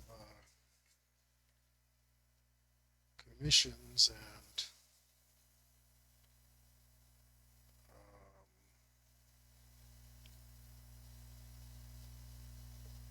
my book, trying to move towards my book, completing my book and selling it to y'all. It doesn't super make sense. That's okay. uh,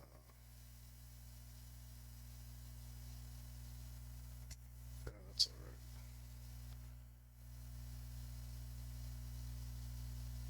Right, we got to, I made it up. No, I can tell. Um, got to take that chance. Make make a decent living off of this. Providing the kind of joy that I want to provide to people.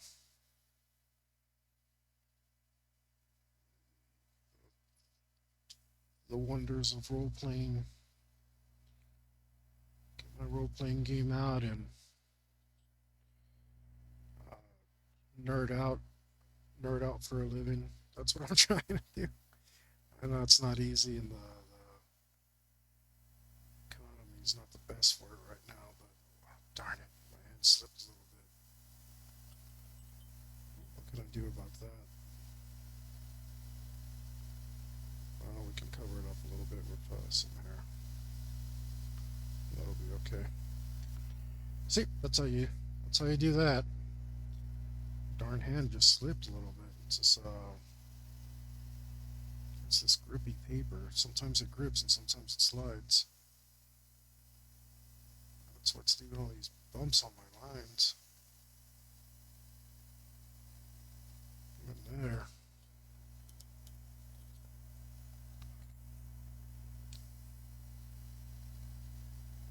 But hopefully, especially if I get to draw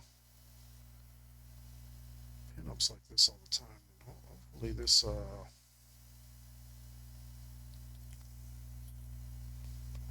works out because I do love me my pinups. That was definitely also my favorite thing to tattoo was when I got to do pinups. They're just a lot of guys don't have their anatomy down and they struggle, and I always had that one up on most guys. Um, Definitely something I'm strong at. I hope you will see this and agree. Hopefully you need a pin up for your house, or whatever your apartment, whatever situation you're Did the apartment life for a while there too.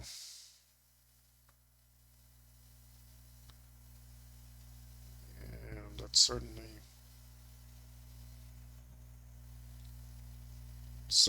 is something a lot of people are doing these days.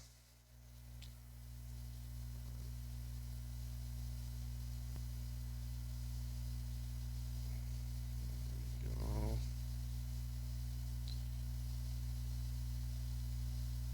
and again with this hair, we want to follow natural natural curves that our hands naturally do. Let's move this a bit. We're probably getting up. Let me get up and do it right.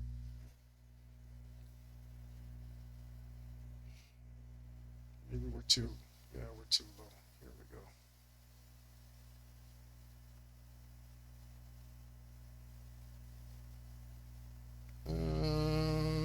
Is it so crooked here? Maybe that's better.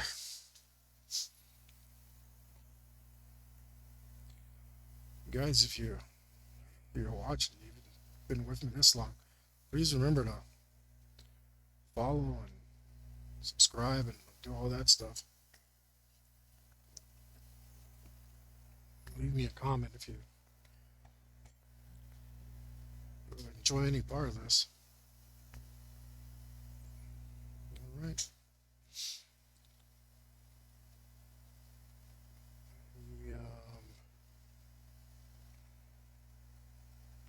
It's coming along good. I'm not happy with the bumpiness of the pen, but it does give it some character, and I think I will be doubling up on some of these lines. Again, this does have to go on a t-shirt. Did I overpronounce that? T-shirt? And that means it's going to shrink, and a strong bold line is actually going to help quite a bit. So maybe I'll put that in. Maybe I'll do it right now. I don't know. We're just going to play it by ear.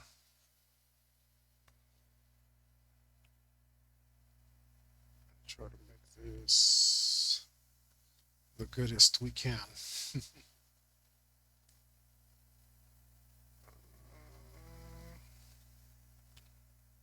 But we do want some of these lines, especially in the hair, to be art lines. And an art line varies in thickness and size and shape, and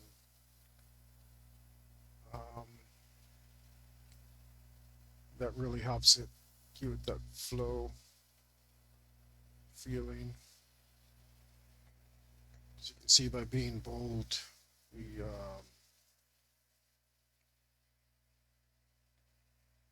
will make parts of it pop, and we do want parts of it to pop clearly.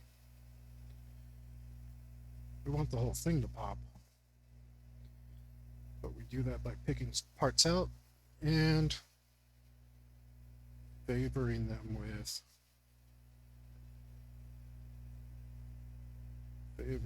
thicker lines.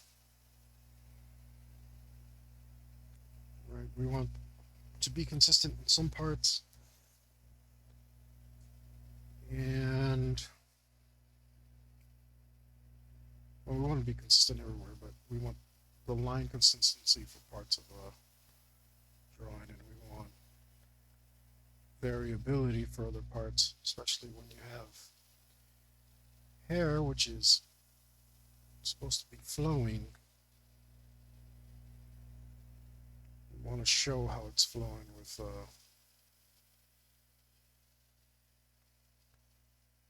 varying thickness, and it automatically just draws your eye, and This makes you creates layers, makes you more interested in the piece. And of course, being visual art, we want all of your attention that we can manage. We want you to love our work. Um, it's okay if you don't love me, but hopefully you become a fan of my work.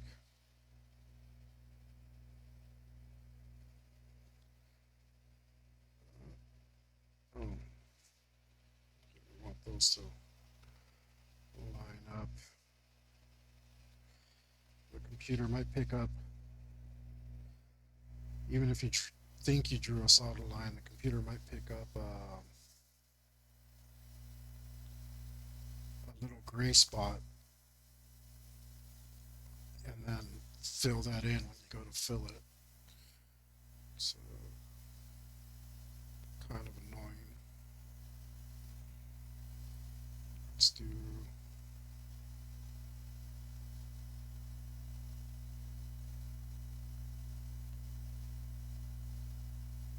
so here we're freehanding, and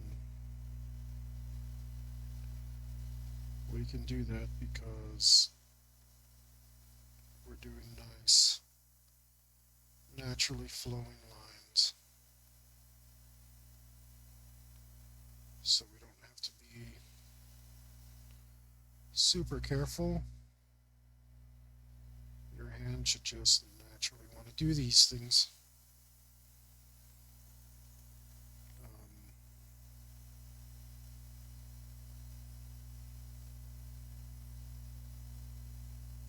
And we're ignoring our sketch just a little bit because, again, the naturalness of the natural curves, the flowiness is more important than whatever we sketched, because the sketch was honestly just a bunch of waggling your hand, just letting it do whatever it wants. So we're not going to take a super hard approach to that. I made this line too thick, and now I got to live with it and think out the rest of it. Maybe we can put something like this in, and that'll make it more interesting. Yep, I'll say yeah, that's fine.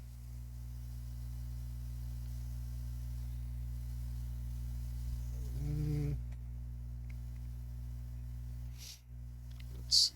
There's no way I can get this whole button one line, so we're just going to take our time and try to get this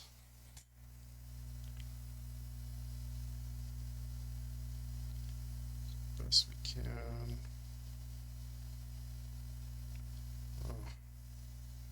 Is this glove making me slip? Maybe the glove's making me slip. Let's see if that.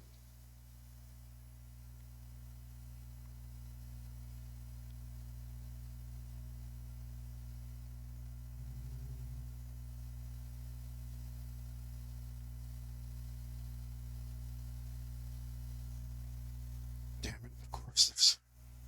I hope there's no. I hope that's pencil, yeah.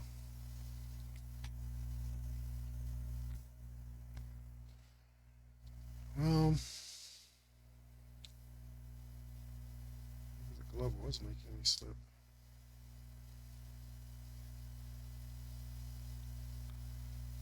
Oh, crud. It was. Go figure.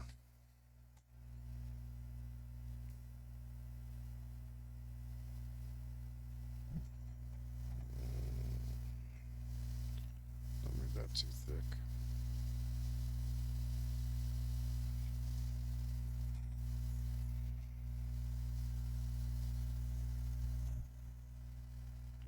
Thicken it all up a little bit, which is okay because we do want this particular part of this lady to pop. And we will achieve that by using a thicker line here.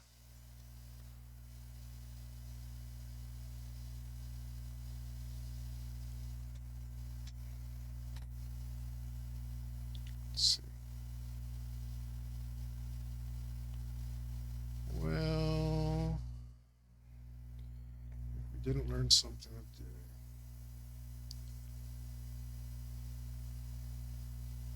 looks like that glove is making me slip around. What an absolute pain in the butt. Not this one. Oh, man.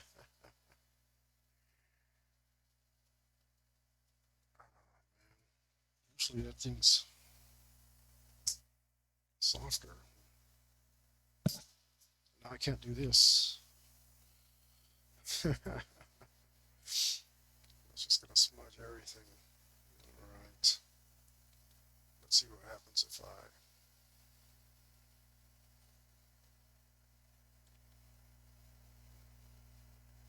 do this.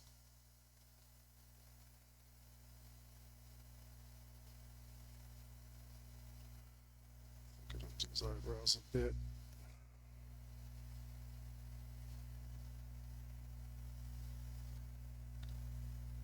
Leave that alone for a second. Make sure that this is dry. I'll just move on to this.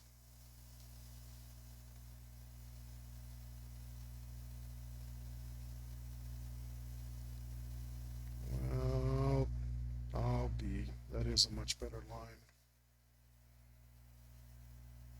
Darndity, darndity, darndity.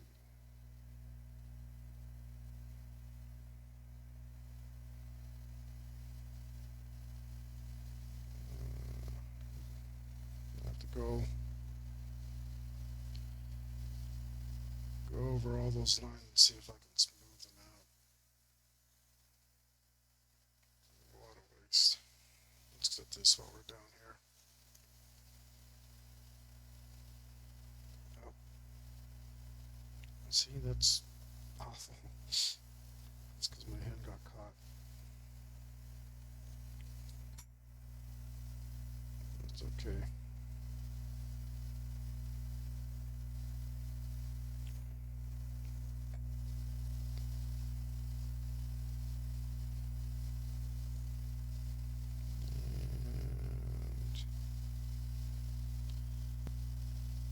Really better.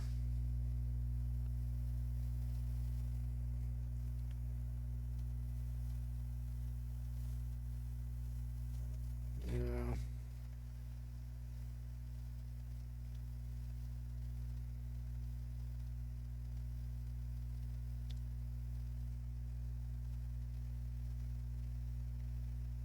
Let's see how much of this zipper we can get in here.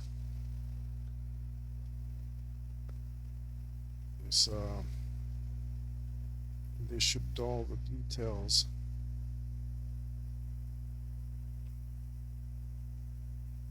To where you can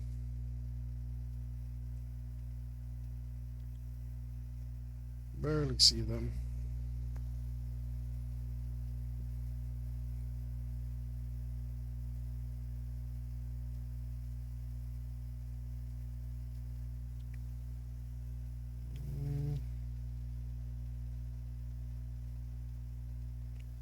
Well, it's not.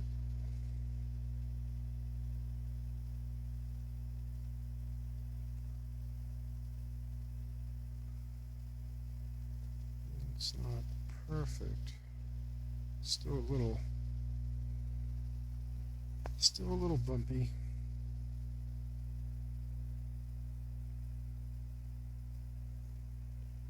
But a little better.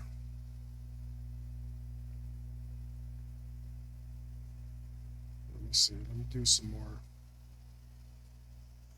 hair, maybe.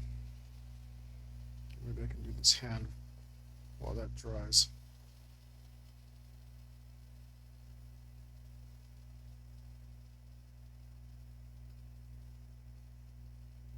Yeah.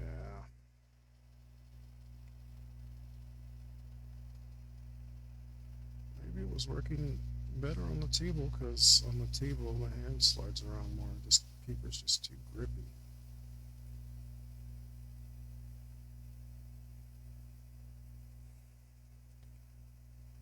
Too grippy, that's a rapper name. If I ever heard one.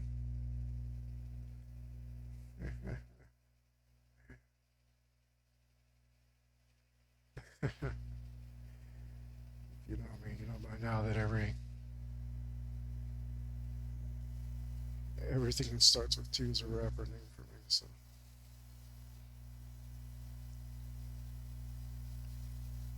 I'm not a fan of those young guys. They don't they don't do it for me. They're not they're not all that impressive to me. The two guys, those guys were a lot better. Oh smack.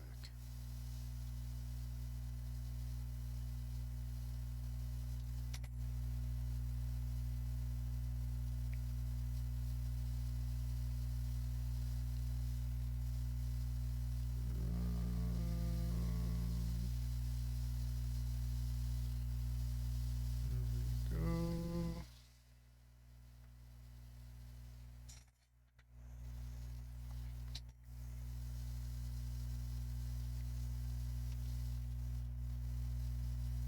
Nope, gotta move it.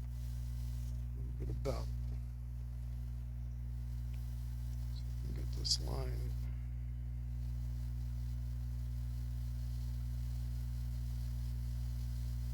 No, that's really not great.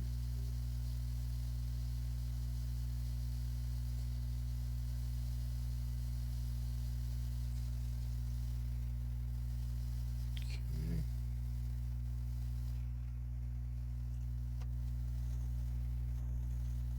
Let's see. Oh my god. There's a little lump in that. Oh, shouldn't have brushed it. No. There we go. Too bad.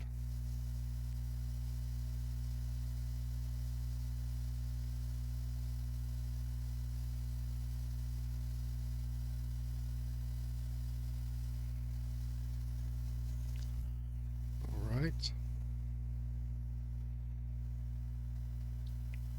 This other line is as well.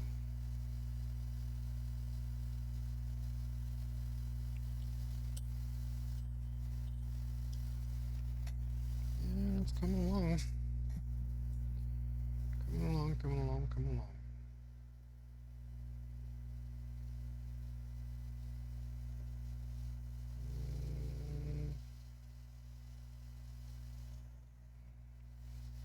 There we go. Alright, this is what I wanted to see. This direct comparison here. I don't know.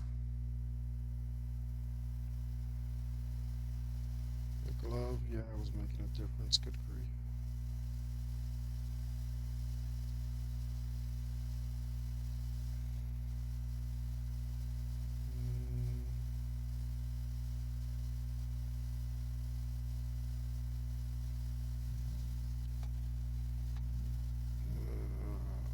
Let's see. Luckily,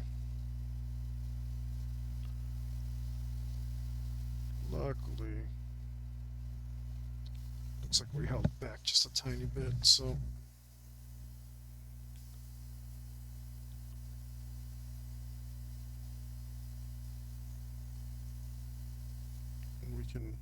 we can clean this up. Plus, it'll just make her look like she has color in her hair. So we don't have to be that careful anymore.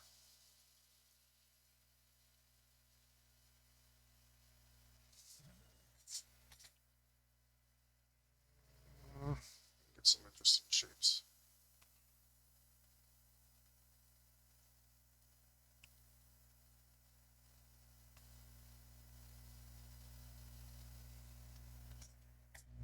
The darn glove was messing us up and causing the bumpiness in our lines.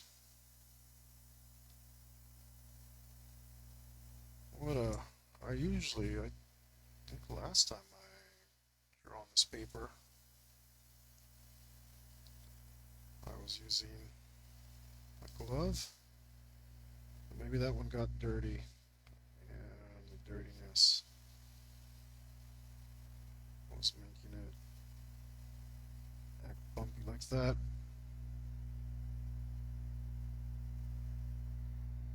You always gotta learn new lessons, guys. It never ends.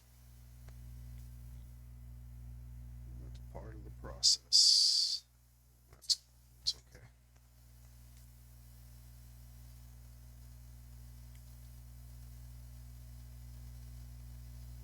Yeah.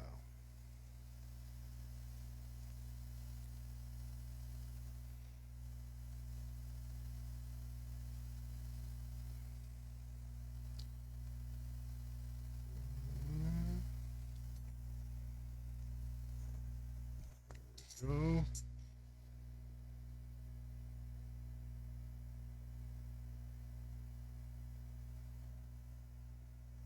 Okay.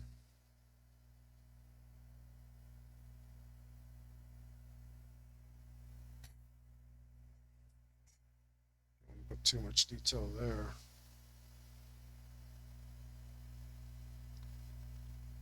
Again, we don't want to make hag hands.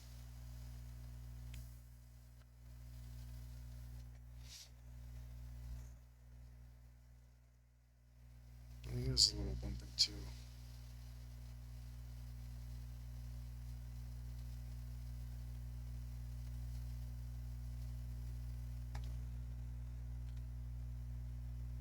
Yeah, maybe I exaggerated.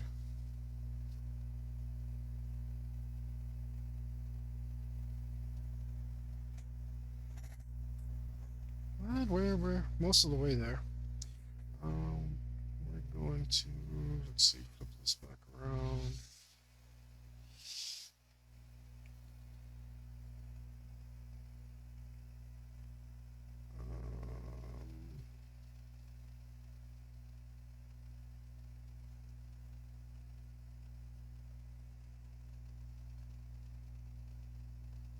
And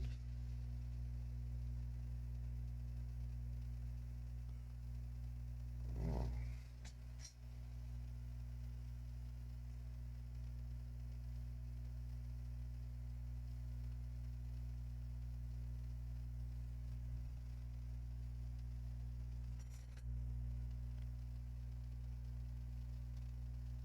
there we go.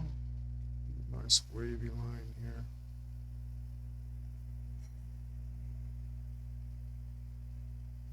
Don't have to be super precise with that.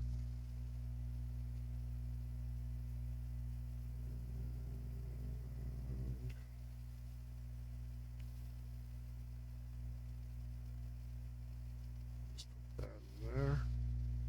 So, and then let's grab this detail. While we're here,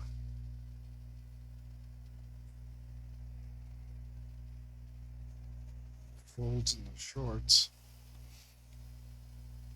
and then we can go back over this way. finish up the outline for our laptop.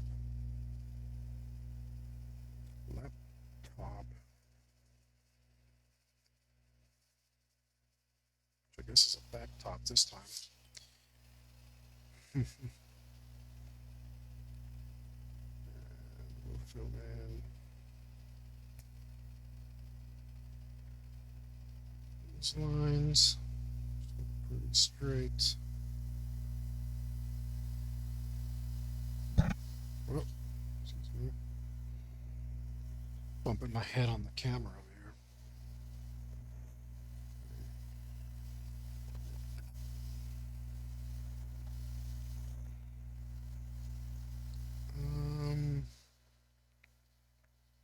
Should we do that upside down? Probably.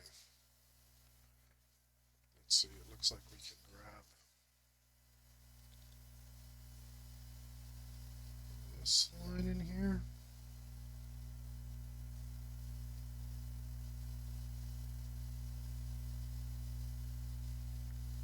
Okay. Just move that up right here. Put this other zipper in.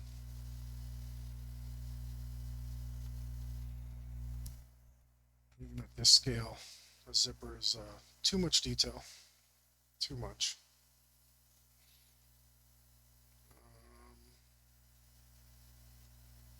So do these little lines right here. Maybe if I just scooch over this way.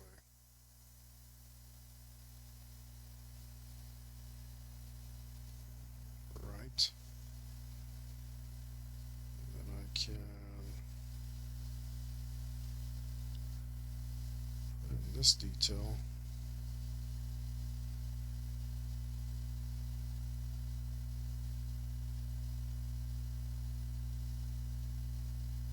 Along with this one.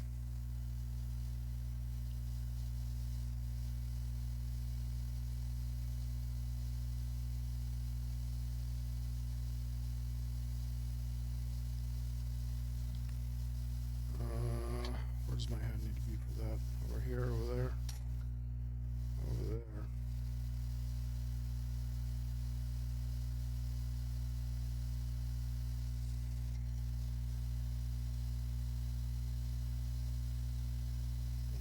Okay, let's have a wavy line for these shorts.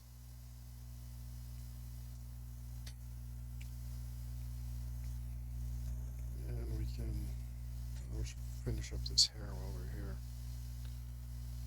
I'll do a little boop. Just because that detail's kind of superfluous. Oh, I forgot this. Why did I forget that?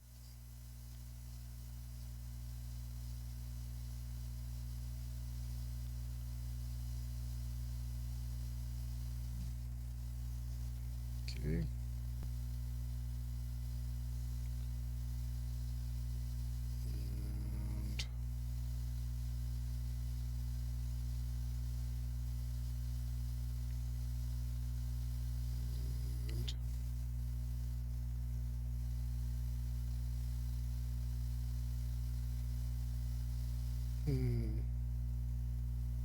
Now I wonder if her hair on the other side's long enough. I'm gonna have to put another lock, not big lock over there. Maybe. Maybe I think what she needs is actually just more hair here under her neck. Yeah, that'll be fine. Always got to take a step back and look what you're doing.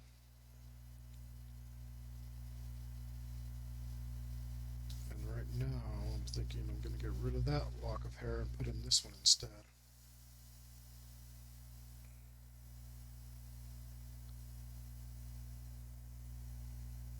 And maybe even like one more right here. I think that looks better-ish. Let's put another one actually.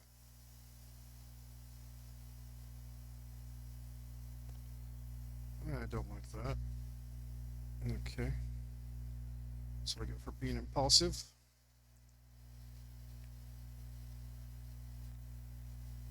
Oh boy, that one came out questionable. That's okay. I think we're just gonna have to thicken this one up so that we can. Yeah, yeah. Okay. This space in here needs to be pulled this hair too. Oh, I see that. And it starts to make a lot more sense. Skin. Okay. Okay. Now I like it. And let's see. We are going to move this around a bit so we can get into here. And it looks like I put the whole zipper this time, basically.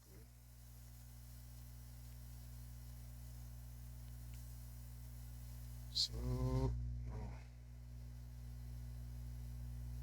that was not great. That's okay.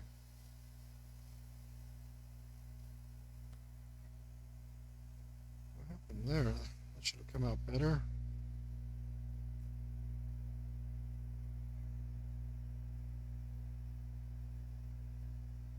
Mm, luckily, I'm not going to clean that up because it's supposed to be part of this zipper here.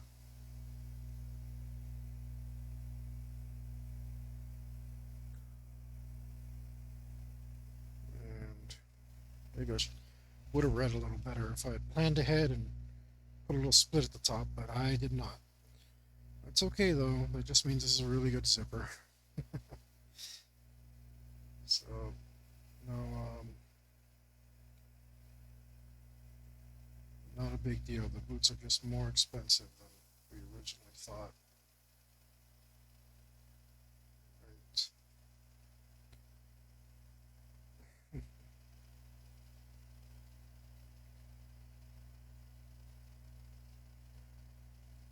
And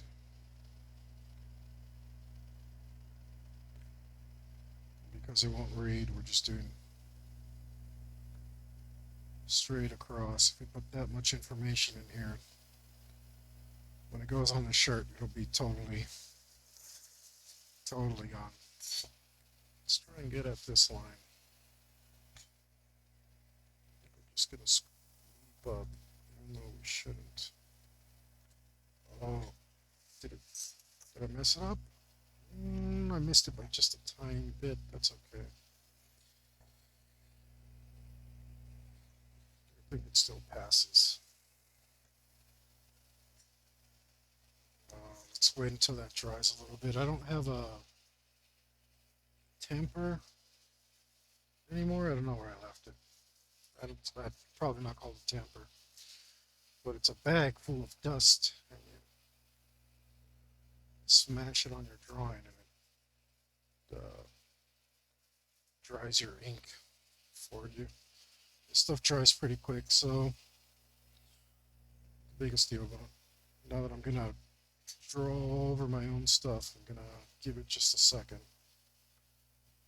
so it has a chance. And I think maybe like this might be best.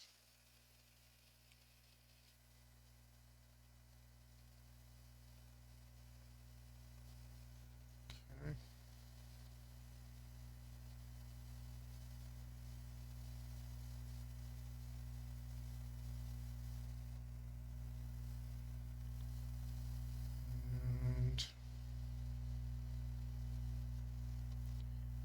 And and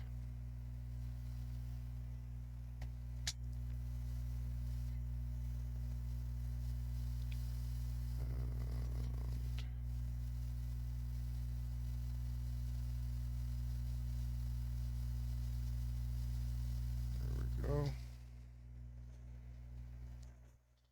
gonna do this part upside down for sure.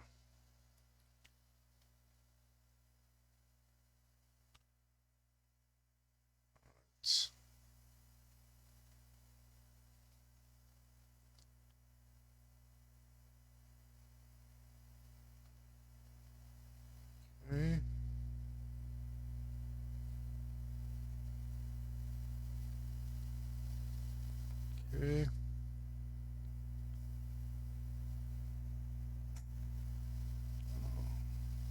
Grab this line real quick. Shouldn't have done this one upside down, but I just did.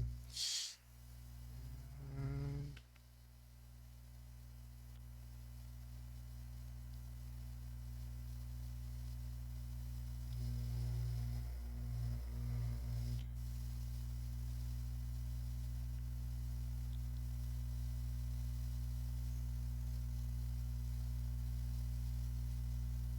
there we go. All right.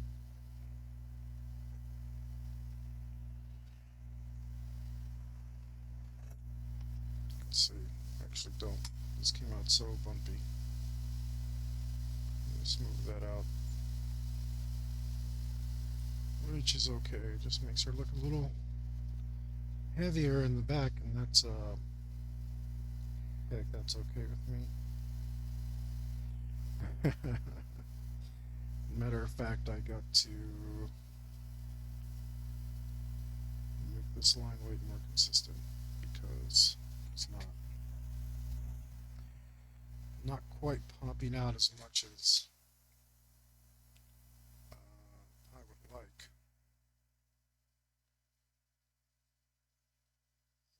So we got to create that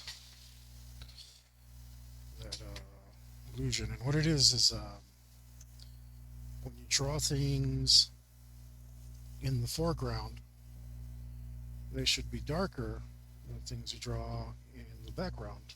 That's another art tip for you. And what that does is replicate life for you. Things in the background have less detail, and the contrast between them is also less. So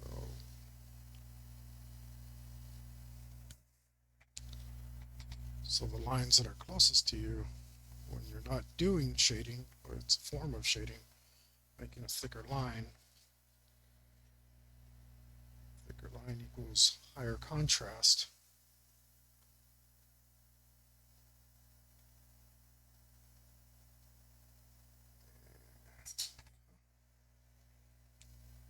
And we definitely want contrast. Contrast is one of the staples of design. Hope I didn't smudge that.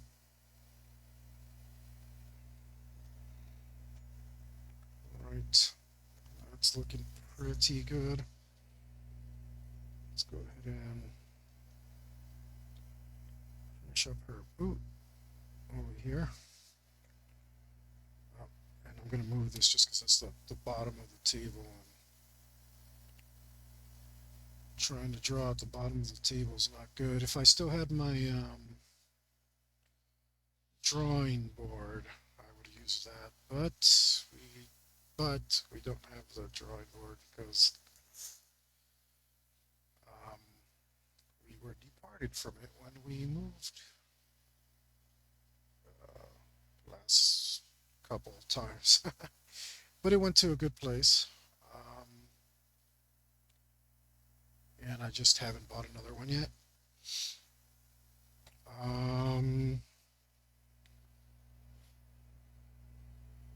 If you're, I see, if you catch this, let me know. Gosh, I'm sorry, I got distracted by the silly thing. I don't even remember what I was saying. Okay, we're gonna make sure that's dry because we are going to braid it soon. By which I mean we're going to erase all our pencil work, see how much of our ink comes off. And as you can see, I'm pretty happy with the pantograph. It got me there real quick, despite all the fiddling I did and mucking about. It got me. Despite that, I'm still really happy with it. And next time I'll know better what to do. All right, but if that's the case, I do need my ink to be absolutely dry before I start erasing to get the pencil lines out. So I'm going to take another break.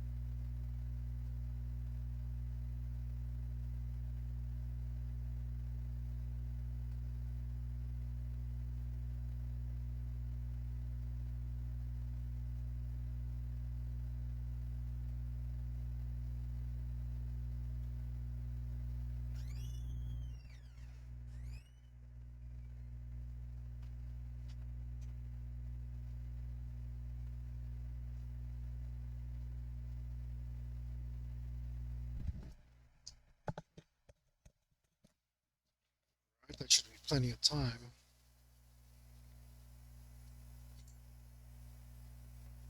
for our ink to dry. So let's go ahead and hit that with an eraser. Use this other eraser that's cleaner. Don't accidentally deposit any of that color we got on there. And remember to clean your erasers, guys, before you use them. Oh, okay.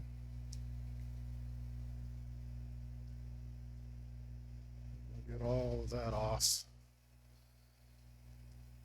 before we start erasing.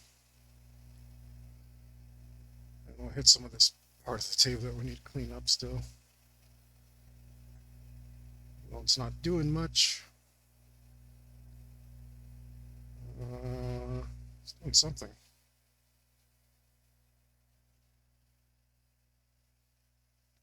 Easier to clean this on paper, but when you do it on the paper that you're working on, you need to be extra careful, because you'll have to hold the eraser, the paper down, otherwise you'll start pushing the paper around. You can get a bend in there pretty easy, and we don't want to do that. I've already done a lot of work here. We don't want to take chances like that now.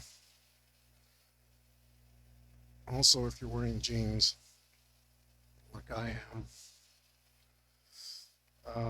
you can clean them on your jeans, but you might not want to do that, because the eraser will put a hole in your jean after you do that in your jeans if you do that too much.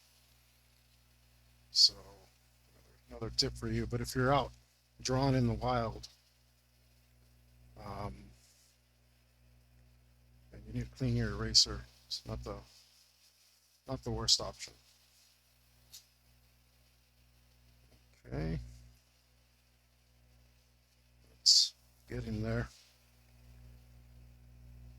We use the eraser quite a bit. We didn't have to saved us a lot of eraser time, the pantograph, so that's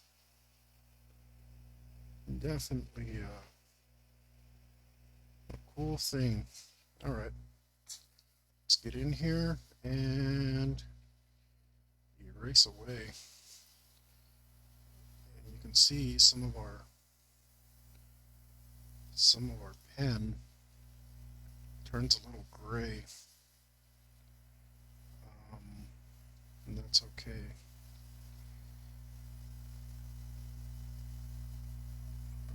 We will have to go over it again.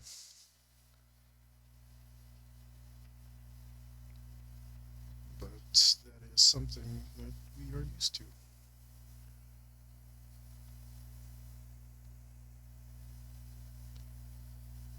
Get rid of all that pencil and our smudges and so on and so forth. And from now on, I'll be using a new glove to wipe this stuff away. Also, when you wipe stuff away, if you're using your hand like I am, which you shouldn't, if you've got graphite on your hand, that will also create a nice new smudge for you. So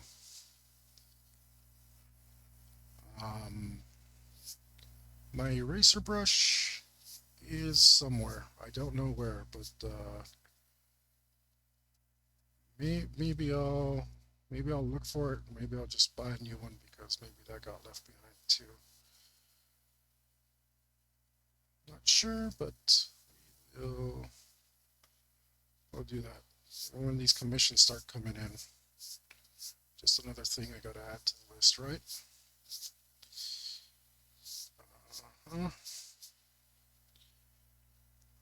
Okay. So now we will grab our pen again and clean up wherever we see that we have the erased away some of our work.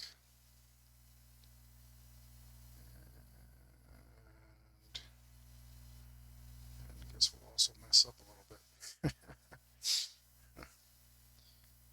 but not in any significant way, so that's okay. Uh-huh.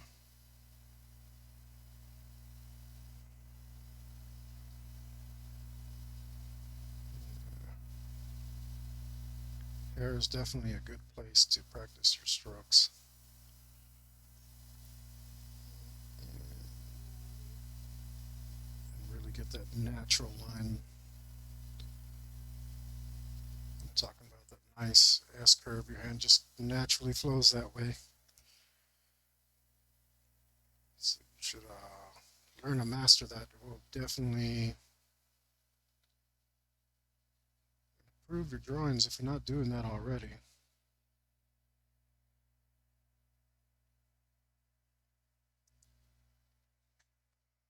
Let's do that. Separate her hair from her face a little bit more. Thickening this up.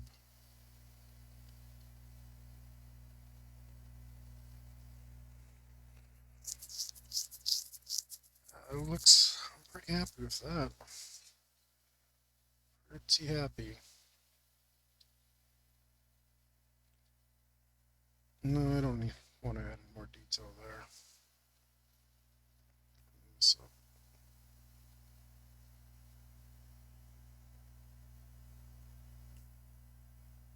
this up. That's too much for me.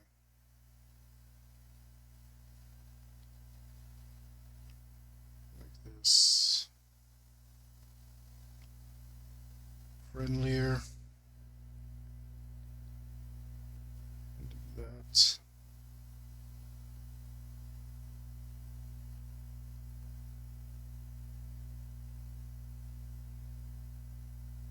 Okay.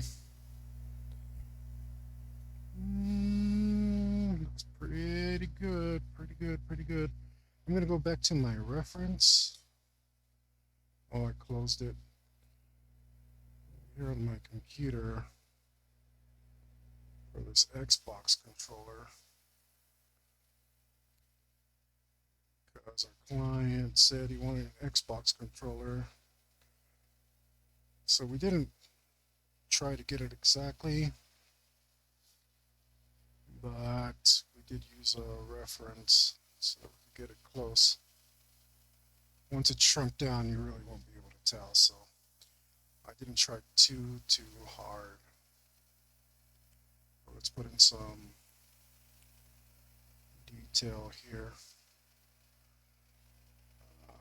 Anything we missed. Looks like we missed the X button, and I'm just going to go ahead and put that in by hand, or freehand. Don't want too much detail on it anyway, because it will begin to look cluttered once it's shrunken.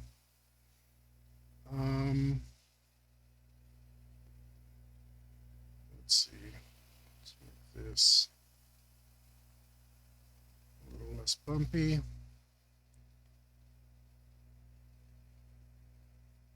And what else?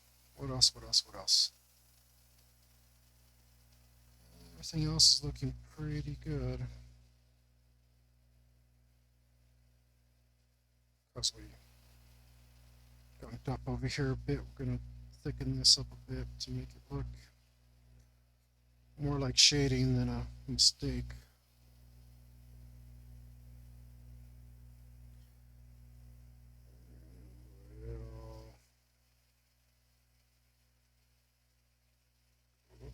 Well, there goes that. Now we got to do that.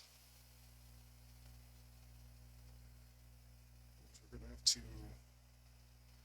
thicken this up, and that's okay because we can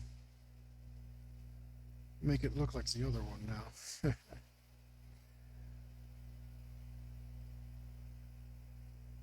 And we do want that to stick out a little, so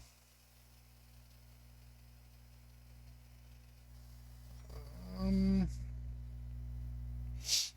let's see. No, there are details that I didn't put into the sketch that I should probably be putting in here. Um, but not many. The simplicity of it is a good thing. But maybe I want to put just a little bit, a little crease here.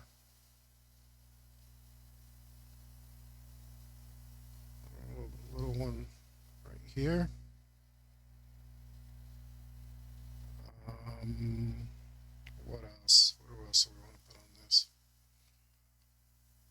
We want to leave the hand and the face alone. We already put enough detail there. Said we don't want to make it look crazy, but I'm going to bring this line out just a little bit. And maybe also this one just a little bit.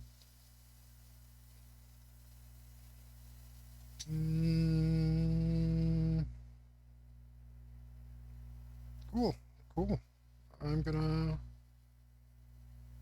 say that part is done.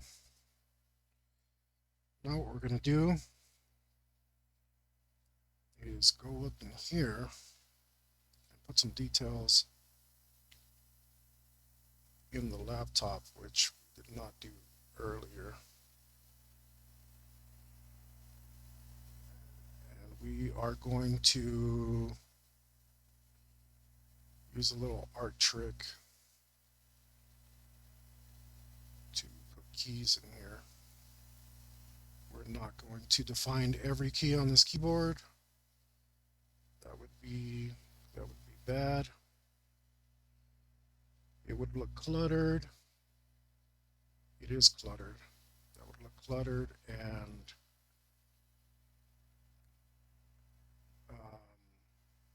just look doofy. Put too much detail in there. You want the screen to come pretty close to the top here and here and here, because it didn't. You don't put stuff in here. It won't read as a laptop. So we definitely got to put some detail.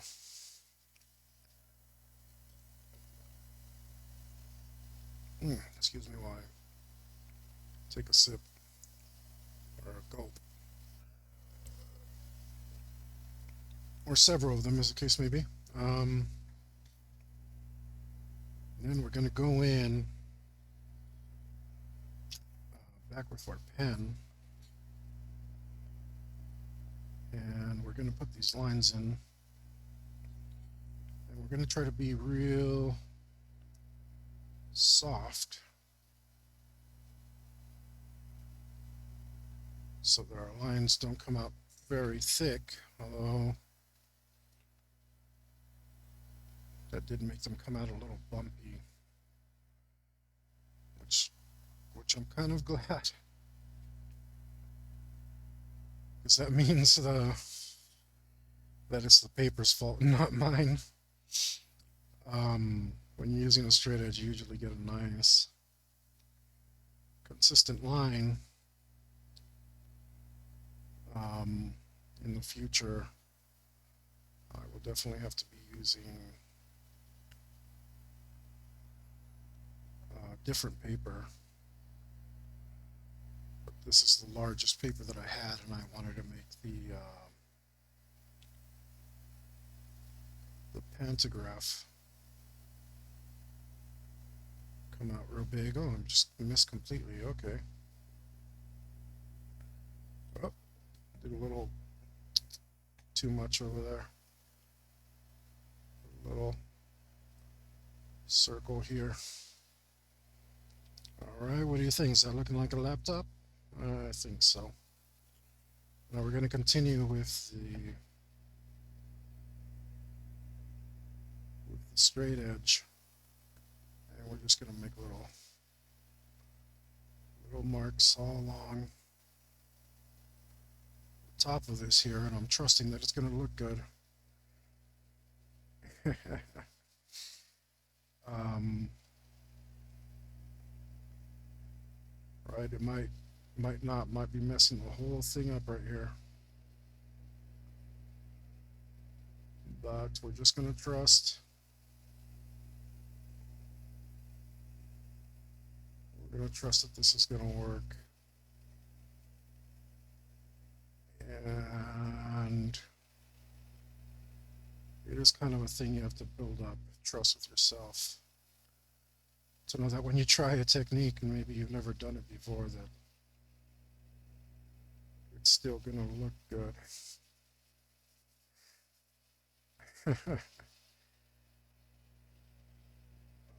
um, right, we just want a little bit to indicate that there's shadows here on the laptop.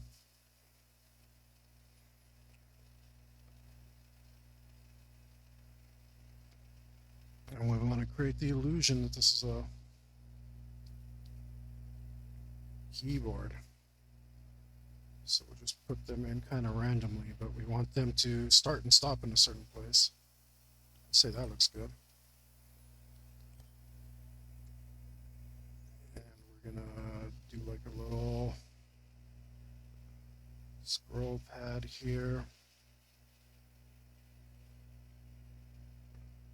I'll do this by hand.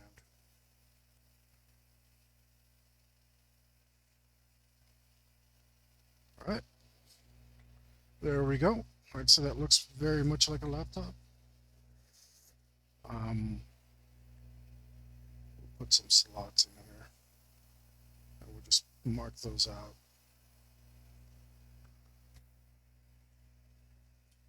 Bam, that looks awesome. All right. Now we are going to look up another reference because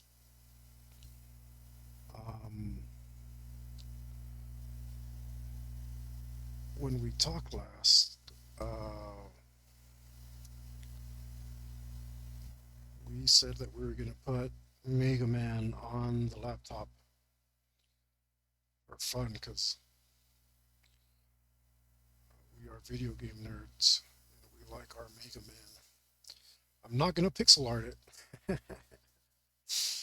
which I should, but no, I'm not going to pixel art. It's too small. It's too small, and it's uh, it's not going to read on the final thing anyway. I got to find a good reference, and I want to do the.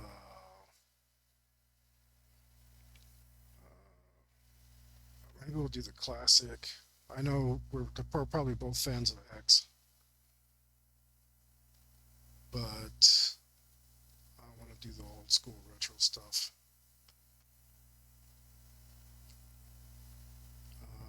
Yeah, yeah. I can't. If I had a little square marker of some sort, then I'd do the pixel art because I could knock it out real quick. But I'm not going to sit there trying to square up an 8-bit thing on a screen smaller than a Game Boy screen, like half the size. So we're not. No, we should.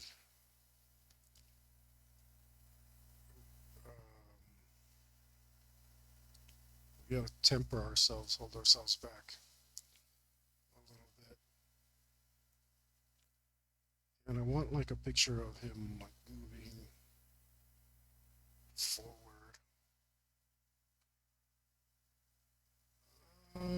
Oh God, what's my? I wonder what my favorite boss is. I really like Magnet Man.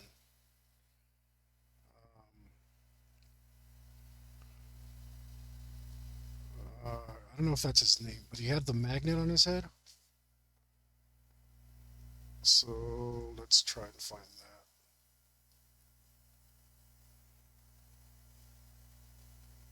Yeah, where is that him? looks really cool. That looks super cool. So that's what we're going to do. We're going to do Mega Man on this thing. And we are going to... Gosh. Should we use a ruler? Don't... gosh, I guess we got to. Alright, we'll do whatever we can. We're just going to...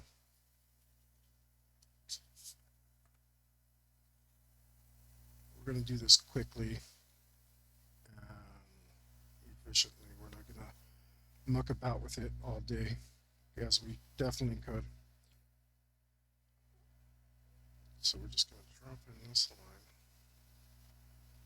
and then we'll drop in this line,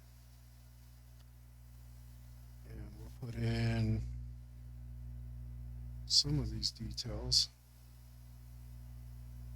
by hand, like so. We don't want it to be super clear, so that will take away too much attention from the subject. So we want more hints of what's going on, and not necessarily an exact kind of replica, which would really, really take away from what we're trying to do.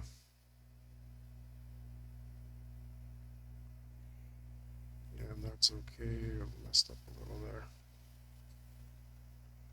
Let's do something like this. We can just leave that in, no big deal. And we'll do some of this stuff. Okay, we will put in something here.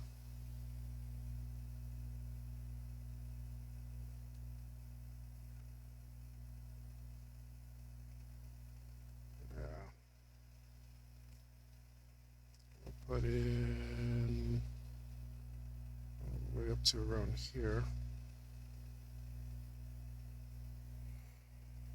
Okay. Do the rest of this by hand.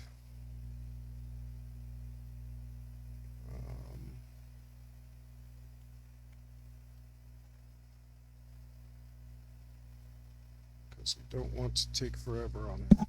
Oh, there I go again. Let me see what make sure the camera's on the right part. Yeah, that's fine.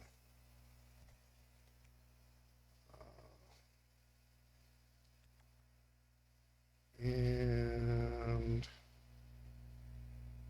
we have like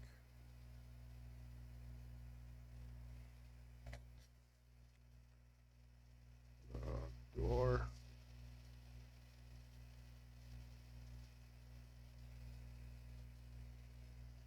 Basically up to the top.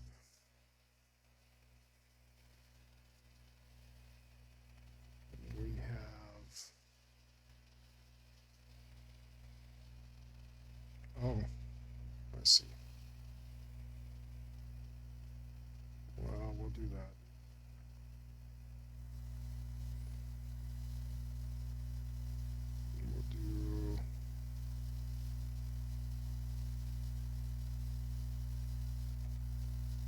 We'll do this.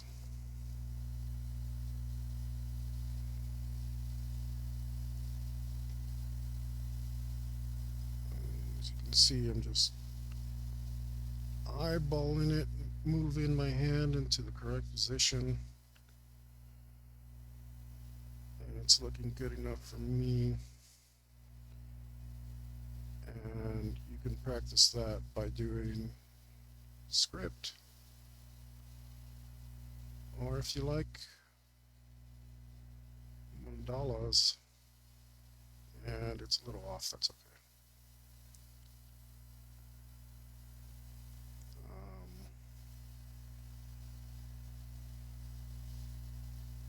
We're just going to, yeah, we're going to leave that detail out.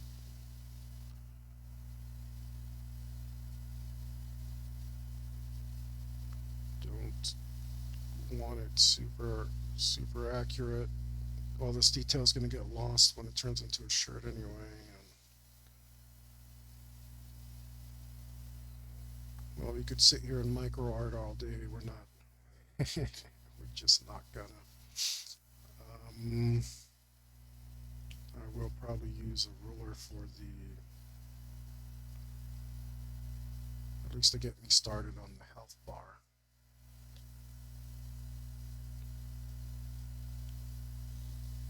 And the ammo bar. And that ruler didn't even help. Should have just done it by hand. So.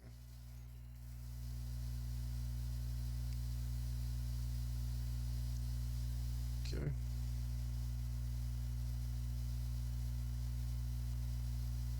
Put some health. Give the guy some health. We'll black this out as well.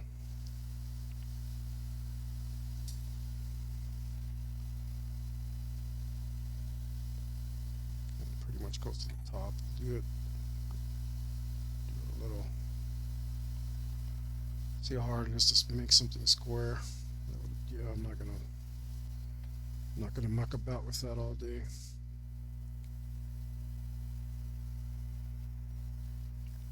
But we will put a. We'll make it fun for ourselves.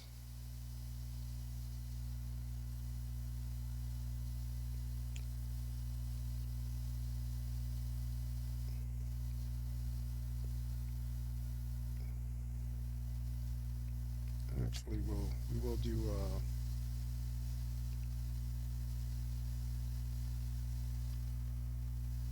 little. I guess I'm doing too much detail because I'm having fun doing it. And that is the ultimate goal. And they say if you do something you love and you'll never work a day in your life, right?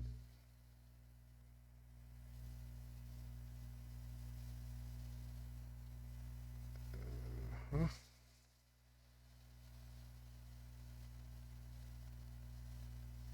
Okay.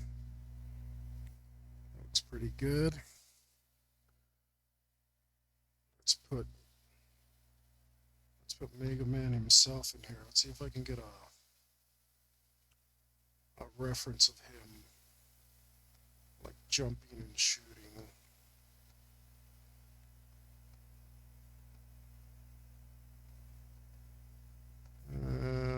Why am I not seeing one? Remember the old Mega Man cover of that weird guy in in the suit? It was just like a human-looking dude. It's like I think something got lost in translation there. He kind of looks like a Power Ranger. Um, really? Can I? All right, let's do a new search here. Excuse me, guys, while I look up a reference. Uh, huh? So I mean, what's the one of the greatest joys in life is jumping and shooting in Mega Man, right? So we want to get a good action pose for him. Yeah, that looks great. And we're gonna draw him teeny weeny.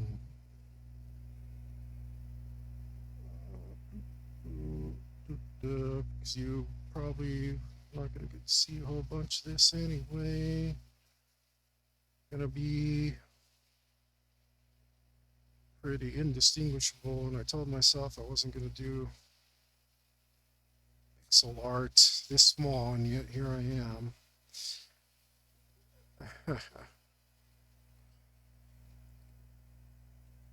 Doing a little bit of pointillism. Thanks for correcting me, Luke.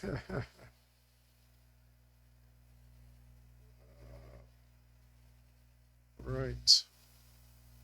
You can barely tell what's even going on here. A fat X Buster.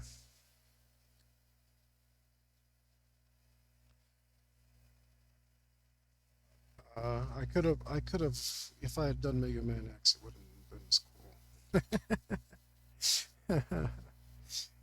Let's give him one of those oranges he shoots. I'm not even going to look up a reference.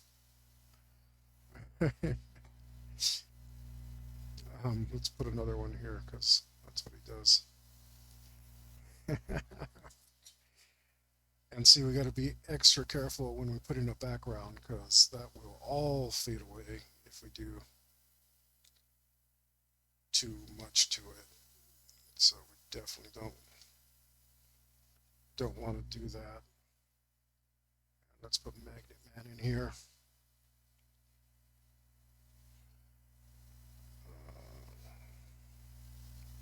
With his awesome magnet head.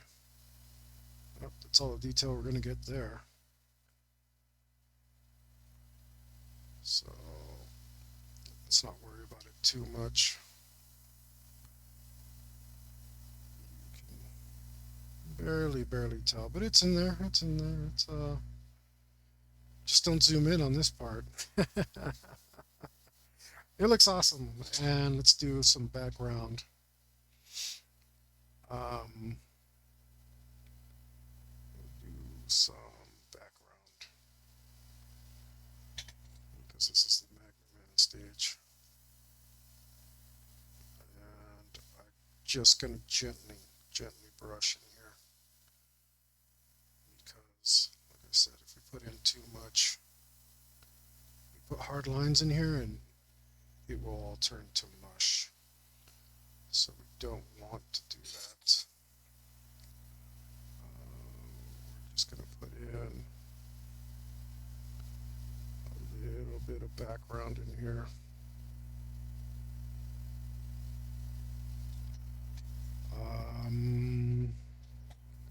Maybe we'll do a little bit of patchwork so it doesn't look so barren. And again, we don't want to overdo this because it will, at this scale, it will severely detract. Drawing things small and drawing things far away. It's the exact same kind of thing. We want less detail the farther we are, because it makes it look farther away. And if it's really small, also makes it look farther away. This one is far, and this one is small. This one is small, and this one is far away. Now Yuli said I should go to big signature on here, and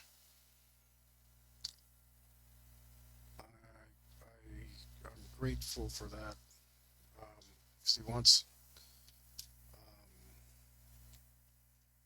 That's always very flattering when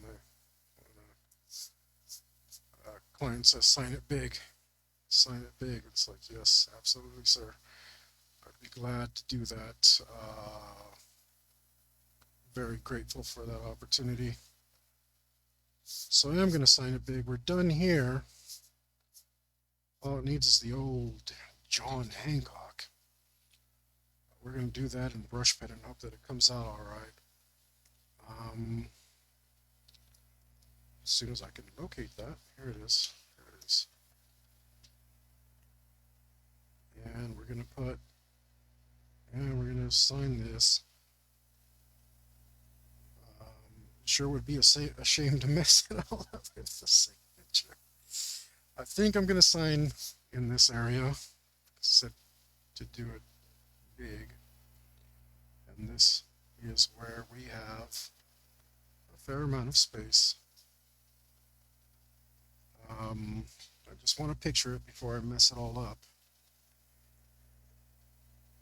Because normally I would sign really small. Normally I'd be inclined to put a tiny, teeny, weeny signature over here. where people could barely see what it was.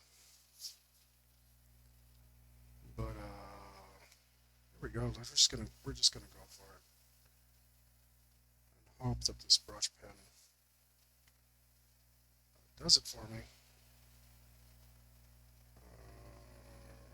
All right. There we go.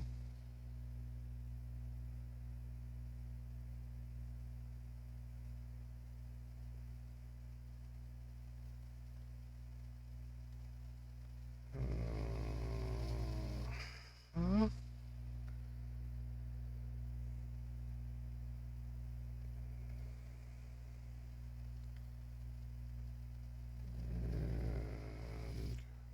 Okay.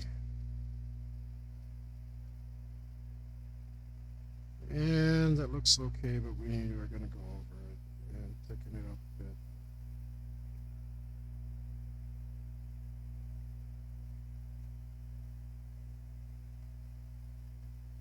So normally we do not sign this big.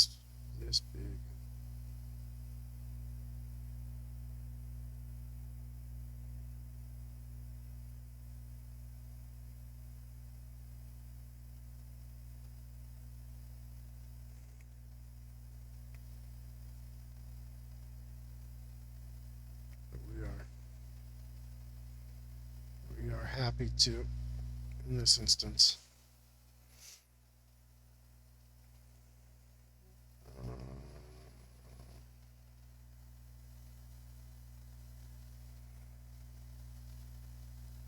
Okay.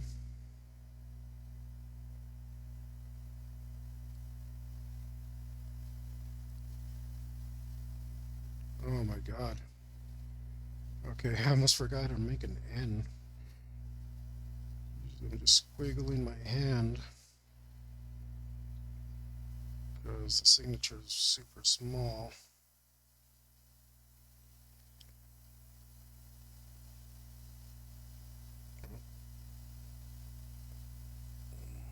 Hmm.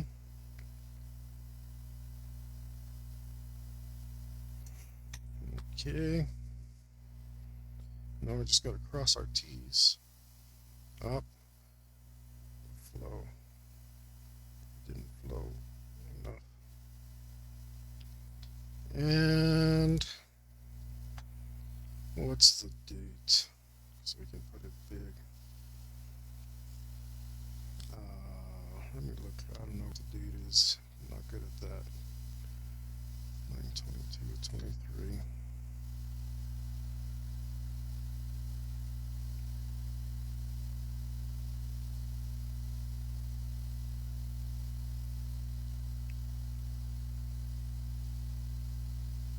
I don't care if that's scratchy. I like it. There you go, guys. Thank you so much for joining me.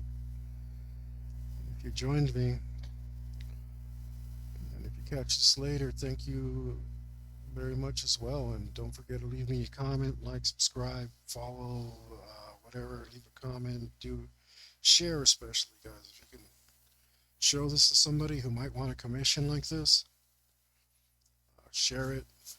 Help me get my name out there, my work out there. We can all enjoy some nice pinups together. I've had a blast. So if you do want to hit me up, you can message me anywhere. You can message me on Twitch, on YouTube. I do have a Fiverr account, but my rates are not as favorable there because you don't really get to decide. Um, like you have like templates and stuff, and it's not as negotiable as it is if you just hit me up. But if you find me on Facebook, Instagram, wherever you find me, Artist for Hire S, you can hit me up, get some artwork done. I do also do full color stuff. Right now I'm focusing on colored pencils, which takes an enormous amount of work, and it will be expensive, not gonna lie, because For example, to color something like this in would probably take around 8 hours or more. So but do if you want a sketch like this up here, and then I can clean that up a little bit and send it to you. I'm doing stuff like that for 20 bucks. And something like this will cost you quite a bit more. Hit me up for pricing. But I promise you to that it'll be pretty awesome, and I'm pretty easygoing guy, so we should be able to get along and uh, make something cool out of it. Thanks for stopping by, guys.